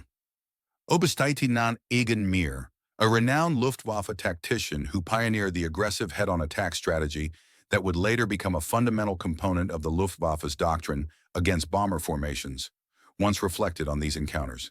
He noted, "The American bombers did not behave as we initially expected. We thought they would be akin to our own aircraft, delicate, requiring constant fighter escort, and vulnerable to determined, targeted assaults. Instead, what we encountered were flying fortresses, true castles in the air, that could defend themselves efficiently and endure damage that we previously deemed catastrophic." This revelation prompted German military strategists to meticulously document and analyze the resilience of the American B-7 bombers, seeking to identify their vulnerabilities and optimal attack angles. Their detailed investigations uncovered a disturbing reality. Even when the bombers sustained what should have been crippling damage, wings torn apart, engines knocked out, or fuselage severely compromised, they often managed to reach their destinations. This resilience, dubbed survivability, became a critical focus for the Luftwaffe. As a result, they intensified efforts to develop more powerful armaments for their fighters, culminating in the deployment of rockets and 30mm cannons specifically engineered to bring down these heavily fortified aircraft. At the Boeing manufacturing plant in Seattle, the news of the American B-7's remarkable ability to survive and return was received with quiet but profound satisfaction. The engineers and workers, who poured their expertise into designing and constructing aircraft such as the iconic 41-24406, the aircraft designated All-American 3, felt a deep, unspoken connection to the pilots who flew her. Although they had never met the men responsible for her controls, every rivet driven, every wire connected, and every system tested was a tangible contribution toward ensuring those 10 brave men could come home. Their craftsmanship and dedication were intertwined with the aircraft's resilience, serving as a silent testament to their unwavering commitment. The roots of the B-7 design trace back to 1934, when the United States Army Air Corps issued a requirement for a modern, multi-engine bomber capable of defending itself and operating effectively in combat. Boeing responded with what would become the legendary Model 299, which made its maiden flight on July 28, 1935. From the outset, the design philosophy was centered on survivability, creating an aircraft that could withstand considerable damage and still fulfill its mission. This included multiple engines so that the bomber could continue flying if one or two engines failed, redundant control systems to ensure continued maneuverability, self-sealing fuel tanks to prevent catastrophic fires, and armor plating to protect critical components and crew members. However, the incident involving All-American 3 exceeded even Boeing's most optimistic expectations. Despite the extensive protection and redundancy built into the aircraft, it still faced severe damage during combat. Yet remarkably, the aircraft managed to stay airborne and complete its mission, demonstrating an extraordinary level of resilience that became a benchmark for aircraft design. The incident was so significant that Boeing integrated it into their training narratives for new engineers, emphasizing the importance of redundancy, over-engineering, and building aircraft stronger than necessary. The unspoken motto that emerged was, "Build it stronger than it needs to be, because someday, someone's life will depend on that extra strength." The production numbers of the B-7 program remain nothing short of astonishing, even by today's standards. At the peak of the war effort, Boeing, Douglas, and Lockheed Vega together were producing approximately 16 B-7 bombers each day, an incredible feat of manufacturing logistics and teamwork. The workforce responsible for this massive undertaking included thousands of women, famously known as Rosie the Riveters, many of whom had never worked in industrial manufacturing before the war. Despite their unfamiliarity with such complex tasks, they succeeded in achieving quality standards that would challenge even the most advanced computer-controlled machinery of the present day. Over the decades, the legend of All-American 3 has grown, accumulating layers of myth and embellishment. Various retellings have added exaggerated stories, such as the crew using parachute cords to temporarily hold the aircraft together after sustaining damage, or the crew completing their bombing run despite a collision, or even flying all the way to England after severe combat damage. Stories have circulated of the tail gunner being rescued mid-flight, or of miraculous recoveries that seem almost beyond belief. While these colorful stories add drama and heroism to the narrative, they also tend to diminish the true significance of the aircraft's achievements. In the annals of military aviation history, certain events are so extraordinary that they transcend the ordinary bounds of possibility, becoming legendary tales of heroism, ingenuity, and resilience. One such story, meticulously corroborated by contemporary documents, testimonies from the crew, and photographic evidence, speaks volumes without the need for embellishment. It recounts how a small team of 10 men managed to pilot a severely damaged aircraft over a span of approximately 90 minutes, covering a distance of approximately 150 kilometers of around 150 miles, all the way to safety. The remarkable feat was accomplished through a combination of exceptional skill, unwavering determination, and extraordinary teamwork. Remarkably, not a single crew member was lost during this harrowing ordeal, a testament to their professionalism and composure under extreme pressure. The aircraft they flew was in such a battered state that it defied all logic and expectations, seemingly unable to sustain flight, yet somehow it continued to drift through the sky, as if it had forgotten to fall apart. Ralph Burbridge, who served as the bombardier during that mission and later dedicated his life to setting the record straight, understood the significance of what had transpired. In his final interview, he remarked that the true story itself was astonishing enough, requiring no exaggeration or myth-making. What unfolded that day was an event that defied the very laws of aerodynamics and human endurance, yet it happened regardless. This is the narrative that deserves to be told, a story of courage and resilience that stands as a testament to what can be achieved against all odds. During World War II, the 414th Bombardment Squadron participated in a total of 178 combat missions. Throughout these operations, they experienced the loss of 85 aircraft and suffered casualties among hundreds of their airmen.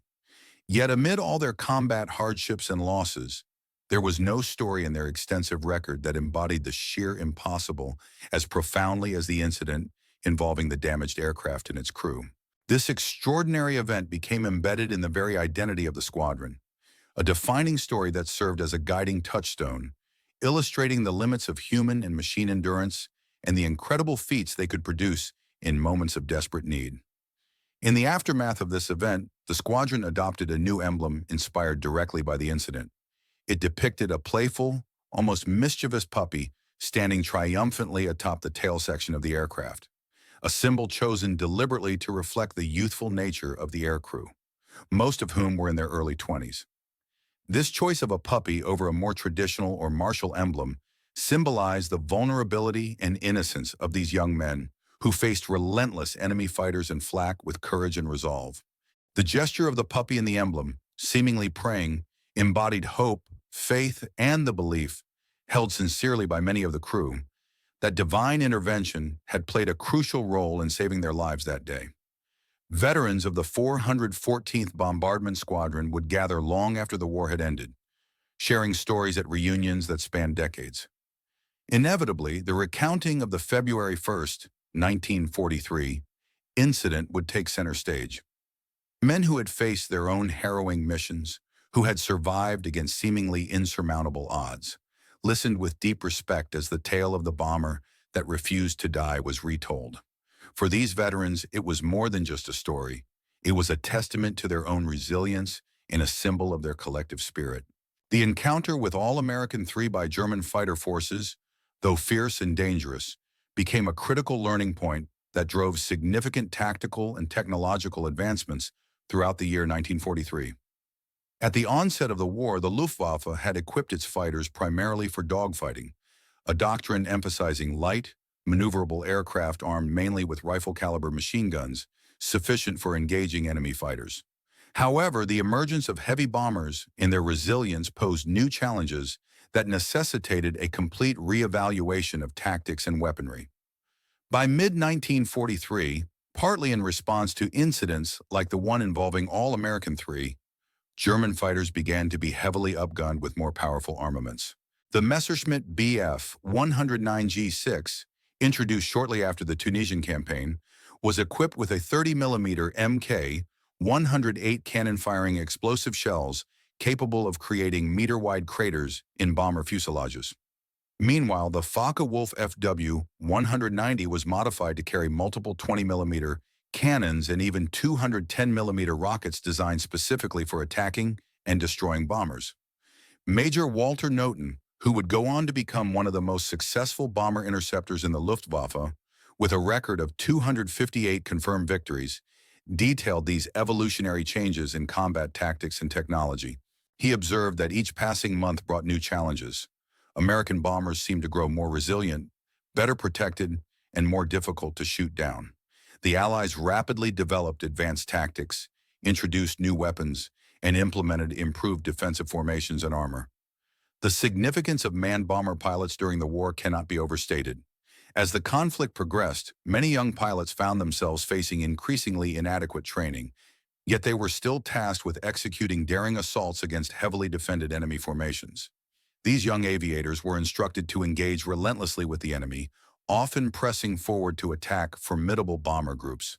However, what this entailed in practice was flying into a deadly maze of converging gunfire. Streams of high-velocity 50 caliber rounds emanating from multiple enemy fighters in defensive positions. Such missions were perilous, and the risk of casualties grew markedly as the war advanced. By the year 1943, the survival rate for German fighter pilots had sharply declined, a testament to the mounting effectiveness of Allied defenses and tactics. Yet it underscored the peril faced by all combatants in the skies. The remarkable endurance of the American bomber crews, particularly those flying the Boeing B-17 Flying Fortress, was not solely due to the aircraft's innovative design, but also rooted in the vast, complex industrial system that supported the entire production process. This extensive manufacturing infrastructure was spread across numerous factories located throughout the United States, each specializing in producing vital components. For instance, the powerful R-1820 Cyclone engines, essential for the aircraft's performance, were manufactured in factories situated in New Jersey and Ohio. Simultaneously, the formidable 50 caliber machine guns, integral for the bomber's defensive armament, were produced in facilities based in Connecticut and Michigan. The aircraft's primary body, its aluminum skin, was rolled in plants located in Tennessee and Washington, with the process ensuring the lightweight yet durable exterior necessary for high-altitude flight. The precise instruments that guided these aircraft during missions were manufactured in dozens of specialized facilities scattered across the nation, each contributing crucial components to the final product. This decentralized production network meant that no single enemy attack or sabotage operation could halt or significantly impair the entire production line. It offered a form of resilience that safeguarded the massive output required for the war effort. Furthermore, this distributed manufacturing arrangement allowed for rapid upgrades and modifications to the aircraft as lessons were learned from combat experiences. When a bomber sustained damage or when tactical insights emerged from the battlefield, these improvements could be integrated into new aircraft within a matter of weeks across the entire production network. The scale of American industrial mobilization during this period is difficult to fully grasp. For example, in 1939, the entire U.S. Army Air Forces operated only approximately 1,700 aircraft. By the end of 1945, American factories had produced nearly 300,000 military aircraft, an astounding achievement. The production of the B-17 Flying Fortress alone involved over 40,000 workers at Boeing's sprawling Seattle plant. These workers operated around the clock, often working 3 shifts to meet the enormous demand. Beyond the technical and strategic marvels embodied by the aircraft, the story of the All-American Three is fundamentally a story about 10 young men, ordinary citizens, not seasoned soldiers, who faced what seemed like impossible odds. They were ordinary individuals who answered their nation's call, stepping into roles that demanded courage, resilience, and skill. Among these young men was Bragg, who had been a college athlete before enlisting, and NES, an engineering student. Burbridge had joined the military before the attack on Pearl Harbor simply because he harbored a desire to fly.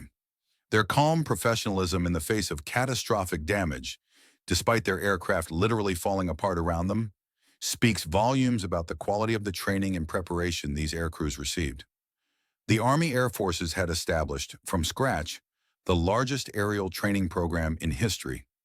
By 1943, training bases scattered across the United States were producing roughly 100,000 new pilots each year, along with equally large numbers of navigators, bombardiers, gunners, and other aircrew members.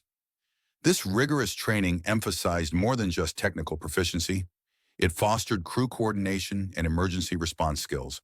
Crews trained together extensively, learning each other's strengths and weaknesses, and developing the teamwork necessary to survive and succeed in combat. The crew members of the All-American Three had flown together for months, forging bonds of trust and mutual reliance that proved essential when their aircraft was literally falling apart in the midst of battle. This camaraderie and well-honed teamwork often made the difference between life and death in extreme situations. While the destruction of a single bomber might seem tactically insignificant in a war involving thousands of aircraft, the strategic importance of such incidents was substantial. Each successful or failed mission contributed to the broader understanding of aerial warfare and doctrine. The event involving the All-American Three occurred during a pivotal period when American daylight bombing strategies were being rigorously tested and refined. The prevailing theory was that heavily armed bombers, equipped with formidable defensive armament, could penetrate enemy defenses, deliver strategic strikes, and survive in hostile skies. Each mission, each aircraft, and each crew member played a crucial role in shaping the effectiveness of this approach, influencing the overall trajectory of the Allied air campaign in the Second World War. The perilous missions undertaken without fighter escort had increasingly become a costly endeavor, with the risks often outweighing the gains. However, events like the encounter involving the aircraft known as All-American Three provided critical evidence that challenged some assumptions about the vulnerability of these bombers. Despite suffering severe damage, the B-17 in that incident demonstrated a remarkable capacity to survive the arduous journey back to base. This resilience was more than just a fortunate anomaly. It signified that even when battered and compromised, these aircraft had a fighting chance to reach safety rather than being lost entirely. Such survivability meant that crews with considerable experience could complete their assigned tours, thereby maintaining valuable institutional knowledge that was essential for operational effectiveness. Furthermore, the ability to repair and refurbish damaged aircraft rather than writing them off as total losses contributed significantly to the overall strategic resource management. More importantly, these observations had profound implications for German strategic calculations during the conflict. If American bombers proved to be so difficult to shoot down, a fact underscored by incidents like All-American Three, and if American industrial capabilities allowed for the rapid production of these aircraft, then the odds were increasingly in favor of the Allies. The mathematics of aerial attrition, which considered the rate of aircraft losses versus production and operational endurance, clearly tilted toward American advantages. This understanding prompted a strategic reassessment in Germany, leading to a shift in production priorities. The focus gradually moved away from offensive weaponry, such as bombers, toward bolstering defensive measures, particularly fighters, with the aim of intercepting and destroying Allied aircraft before they could complete their missions. Yet this shift in German strategy was ultimately destined to be ineffective. Despite an abundance of documentation and detailed records, certain aspects of the All-American Three's survival remain mysterious, the subject of ongoing engineering investigation. How was it that the few remaining structural components, which were only designed to carry perhaps 20% of the loads experienced during that perilous mission, managed to hold together under such extreme stress for around 90 minutes? Equally perplexing is why the phenomenon of aerodynamic flutter, the destructive vibration that can rip apart a damaged aircraft, did not develop during its return flight, despite the severe damage sustained. The aircraft appeared to operate within what engineers refer to as a nonlinear regime, a state where the usual rules governing aerodynamics become unpredictable and difficult to anticipate. The fact that the aircraft remained controllable during this phase was likely due to a fortunate confluence of factors: the specific damage pattern, the atmospheric conditions at that moment, and the exceptional skill of the pilots. These elements combined to create a scenario in which survival was possible against overwhelming odds, a testament to both engineering mysteries and human bravery. In the year 1985, a poignant reunion took place in Austin, Texas, bringing together several surviving crew members. Their hair had silvered with age, and their steps had slowed over the decades. Yet when they stood before a static display of a B-17 bomber, an aircraft that had played a pivotal role in their lives, those years seemed to melt away. They toured the aircraft, each recalling their specific positions and experiences from that fateful day more than 4 decades earlier. Bragg, then 67 years old, found himself seated once more in the pilot's seat. His hands instinctively grasped the control yoke, as if time had not passed. "She was a good ship," he said softly, voice tinged with emotion. "She brought us home when she had every reason to give up on us. That's all you can ask from an airplane." Burbridge, standing in the bombardier's position in the nose section, behind a clear plexiglass window, recounted his memory of seeing the incoming fighter. "That's where I saw him coming straight at us," he explained. "I can still see his face sometimes just before James got him."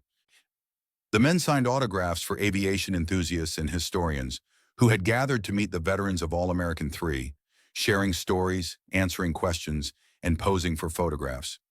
Yet amidst these moments of camaraderie and celebration, there were also long silences, quiet reflections where each man was transported back to the chaos and danger of that day in North Africa. They felt the aircraft shudder from the impacts, wondered if the next second would be their last, and in those quiet recollections, their bravery and the aircraft's resilience became forever intertwined. Military historians have long placed the incident involving All-American 3 within the broader context of the air war over Europe and North Africa.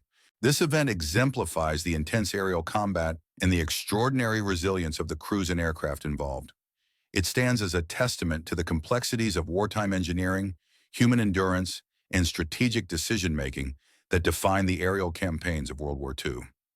The story of the American B-17 bomber, often heralded as a symbol of resilience and ingenuity, exemplifies not only the remarkable robustness of American aircraft design during World War II, but also the extraordinary courage demonstrated by the young men who piloted these formidable machines.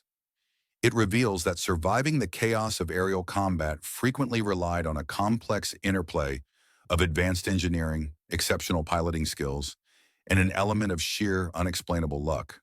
This particular incident, in which the aircraft known as All-American 3 played a pivotal role, left an indelible mark on the history of aviation. The event underscored the importance of designing aircraft with built-in redundancy, an approach that aimed to ensure that even when damaged in battle, a plane could continue to operate and return its crew safely home. Such principles quickly became fundamental in the evolution of military aircraft engineering, shaping modern combat aircraft into resilient machines equipped with multiple hydraulic systems, redundant flight controls, and structural reinforcements that could withstand localized damage without catastrophic failure. The survival statistics of this brave aircraft and its crew remain profoundly compelling even decades later. The bomber managed to remain airborne for an astonishing duration of approximately 150 minutes from the moment of a collision with enemy fire until it safely landed. During this harrowing flight, it covered a distance of about 150 miles despite suffering catastrophic damage that would have spelled doom for lesser aircraft. It descended from an altitude of roughly 20,000 feet at the moment of impact, yet remarkably, all 10 crew members aboard survived unscathed, with no injuries sustained. The aircraft's tail section, which was nearly severed, was effectively held together by the crew's effort, and within approximately 6 weeks, the plane was repaired and returned to active service.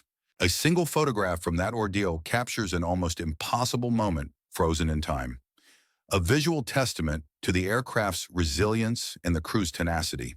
The aircraft, bearing the serial number 41-24406, achieved a record of 16 aerial victories, a testament to the skill and determination of its crew before the collision. These numbers are more than just digits. They tell a story of survival against overwhelming odds, an account meticulously documented and verified, confirming that such a feat was not only extraordinary, but also enduring proof of the aircraft's durability and the crew's resolve.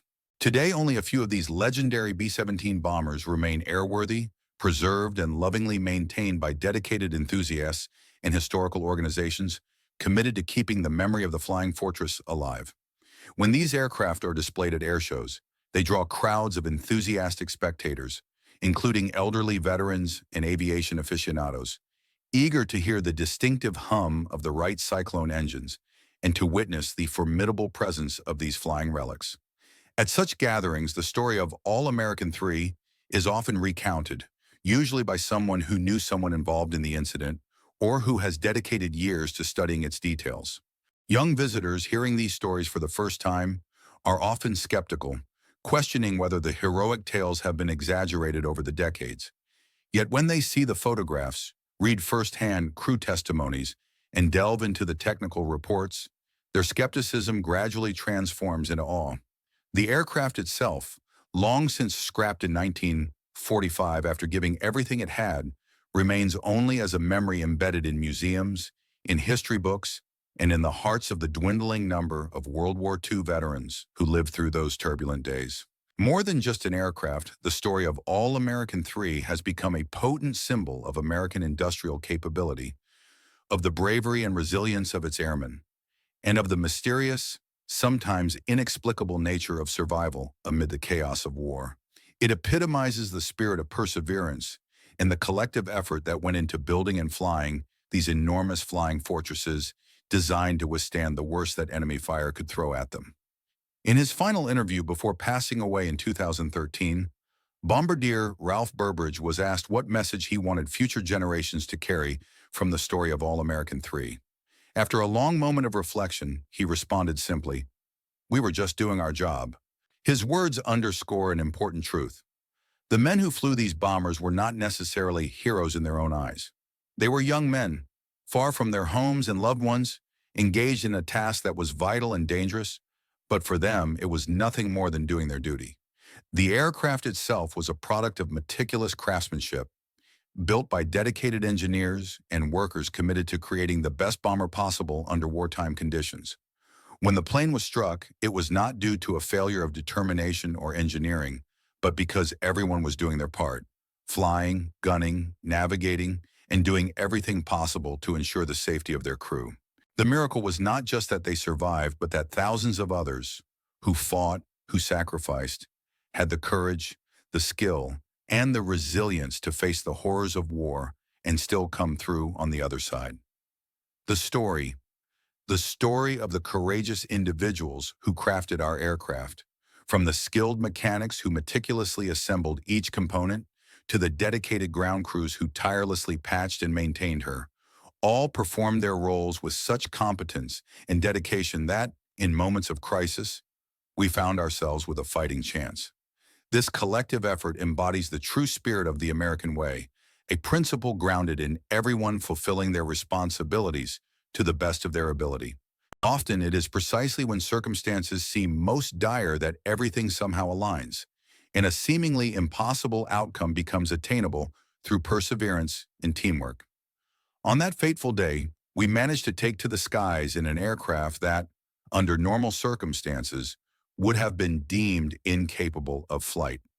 We landed a plane that was fundamentally unlandable by conventional standards, and we walked away from what should have been a catastrophic demise. To call this event extraordinary would be an understatement. It was nothing short of a miracle. Such a story surpasses the ordinary narrative of combat. It transcends it, becoming a remarkable testament to human ingenuity and resilience. This incident stands as a vivid example of how the seemingly impossible was transformed into reality through the fusion of engineering brilliance and human resolve. The outcome of that flight continues to challenge our understanding of what aircraft can endure and survive. The 10 brave men who returned to base on the 1st of February in the year 1943 did so not only because of the robustness of their aircraft, which was powered by 4 formidable Cyclone engines and constructed from quality Boeing aluminum, but also because of the accumulated knowledge and expertise embedded within American industry. The rigorous training provided by the Army Air Forces, and perhaps a touch of something beyond mere mechanics, an element that might be called luck, fate, or divine intervention. Their survival was a powerful testament to the fact that the B-17 Flying Fortress had earned its legendary reputation not merely through propaganda, but through proven capability and resilience. For the German fighters and observers who witnessed that extraordinary flight, it was a stark reminder of what they were truly up against. It was a glimpse into the full might of American industrial strength, combined with comprehensive training systems and unwavering determination. For the Luftwaffe, already grappling with the harsh mathematics of attrition and dwindling resources, the sight of the battered yet still airborne All-American 3 was undeniable proof that the odds were never truly in their favor. The photograph that captured this event, the image of a B-17 flying with its tail nearly torn off, has since become one of the most iconic visual symbols of World War II. Yet beyond its historical significance, this image embodies something much more profound. the unwavering spirit of the American Air Campaign. It is a symbol of damage yet resilience, of being wounded but still fighting, of defying all expectations and returning home against overwhelming odds. Kendrick Bragg and his crew did not set out on that mission intending to make history. Their goal was simple: to carry out their bombing run and return safely to base. Just another routine operation in a seemingly endless war. However, when disaster struck, when a German fighter, on its last desperate attempt, sliced through their aircraft nearly in half, they responded not with panic or despair, but with the quiet professionalism that defined what is often called the greatest generation. They did not surrender to fear or hopelessness. Instead, each crew member steadfastly performed his duty, trusting in their aircraft, their training, and their fellow crew members to see them through. In doing so, they created a story that has endured far beyond their own lifetimes, an enduring testament to what can be achieved when engineering mastery is combined with unwavering human courage and determination. The Germans, who witnessed the catastrophic collision when the fighter and bomber became one explosive entity, were left in shock. The sight of two aircraft merging in a violent collision that should have obliterated both was startling enough, but their astonishment grew even greater when the battered American bomber, defying all laws of physics and probability, managed to fly back to base. That flight stood as a stark preview of American industrial and military capabilities that would, in time, overwhelm the formidable defenses of the Third Reich. On that historic day, the 1st of February in the year 1943, All-American 3 defied the odds, exemplifying the resilience, ingenuity, and indomitable spirit of the United States Army Air Forces. Their extraordinary flight remains a powerful reminder of what can be accomplished when human ingenuity, advanced engineering, and steadfast resolve come together in the face of insurmountable challenges. In the annals of aviation history, there exists a remarkable story about 10 brave men who, under seemingly impossible circumstances, defied the very laws of physics and nature itself. These men, part of an aircraft that was severely damaged and appeared incapable of flight, managed to not only stay aloft, but also to complete their mission and return home. Their aircraft, battered and broken, was a testament to resilience and human spirit. An aircraft that, despite its inability to fly in a conventional sense, did exactly that under extraordinary circumstances. This aircraft carried much more than its crew. It bore witness to the resilience and strength of American airmen, serving as living proof that American bomber crews had a toughness and resilience that surpassed what many believed possible. It demonstrated that American airmen, trained and hardened through relentless combat, could face any adversity and emerge victorious. In the darkest hours of warfare, moments when hope seemed to wane and the impossible appeared insurmountable, these men proved that with determination and courage, even the most daunting challenges could be overcome. One of the most astonishing aspects of this story involves the aircraft's tail section, which after landing fell apart under the weight of 3 curious ground crew members who attempted to examine it. Despite that, the tail section, or what remained of it, had somehow managed to stay afloat in the air for an additional 90 minutes, a feat that defied all logical explanation. It was a fragment of the plane, a symbol of resilience, that stubbornly refused to give in to the laws of aerodynamics or physics, and it became a lasting mystery in the field of aviation. This incident has persisted as one of the most enduring enigmas in aviation history, serving as a powerful reminder that human courage, ingenuity, and unwavering determination can sometimes transcend the limits set by nature and science. Today, engineers dissect this event with great interest, trying to understand the extraordinary circumstances that made such a feat possible. Historians document it with reverence, recognizing its significance, and veterans recall it with pride and humility. All who study and remember this event reach a singular conclusion. Such an occurrence should have been impossible, yet the irrefutable evidence, the photographs taken at the time, the detailed testimonies of witnesses, and the official military records, confirms that all 3 of the American aircraft managed to fly home. They defied the expectations and the logic that dictated their inevitable destruction. The fact that they achieved this seemingly impossible feat embodies the very essence of the story's true meaning, that in moments of extraordinary adversity, ordinary individuals can accomplish extraordinary things. This story serves as a vivid reminder that, in the face of extreme danger and life-threatening situations, ordinary men and women can rise to the occasion and perform feats that seem beyond reach. 10 young American servicemen, flying in a battered and broken aircraft over hostile territory, refused to accept defeat. Their unwavering refusal to surrender, their relentless drive to survive against all odds, forged a legendary tale that has persisted through the decades and remains a powerful symbol of resilience in the history of the Second World War. The Germans witnessing these extraordinary events were left utterly stunned. They saw two B-17 bombers, one struggling and nearing its end, the other heavily damaged but still fighting, flying together in a daring, improbable formation. This act of bravery and engineering prowess was nothing short of astonishing. The Germans observed firsthand the finest examples of American engineering ingenuity, the highest standards of airmanship, and an indomitable spirit that refused to be broken. It was a living demonstration of the American tenacity that refused to surrender, no matter how dire the circumstances. In witnessing this seemingly impossible event, the German observers experienced something that transcended mere aircraft operations. They saw an embodiment of perseverance and resilience that is rarely encountered in warfare. Their gaze was fixed on a spectacle that challenged their understanding of physics and strategy, forever etching into their memories the realization that certain acts of human courage could surpass even the strictest scientific laws. This story, in its essence, remains a testament to the extraordinary potential of the human spirit when faced with overwhelming adversity, and it continues to inspire those who hear it to believe that sometimes the impossible is merely the untried.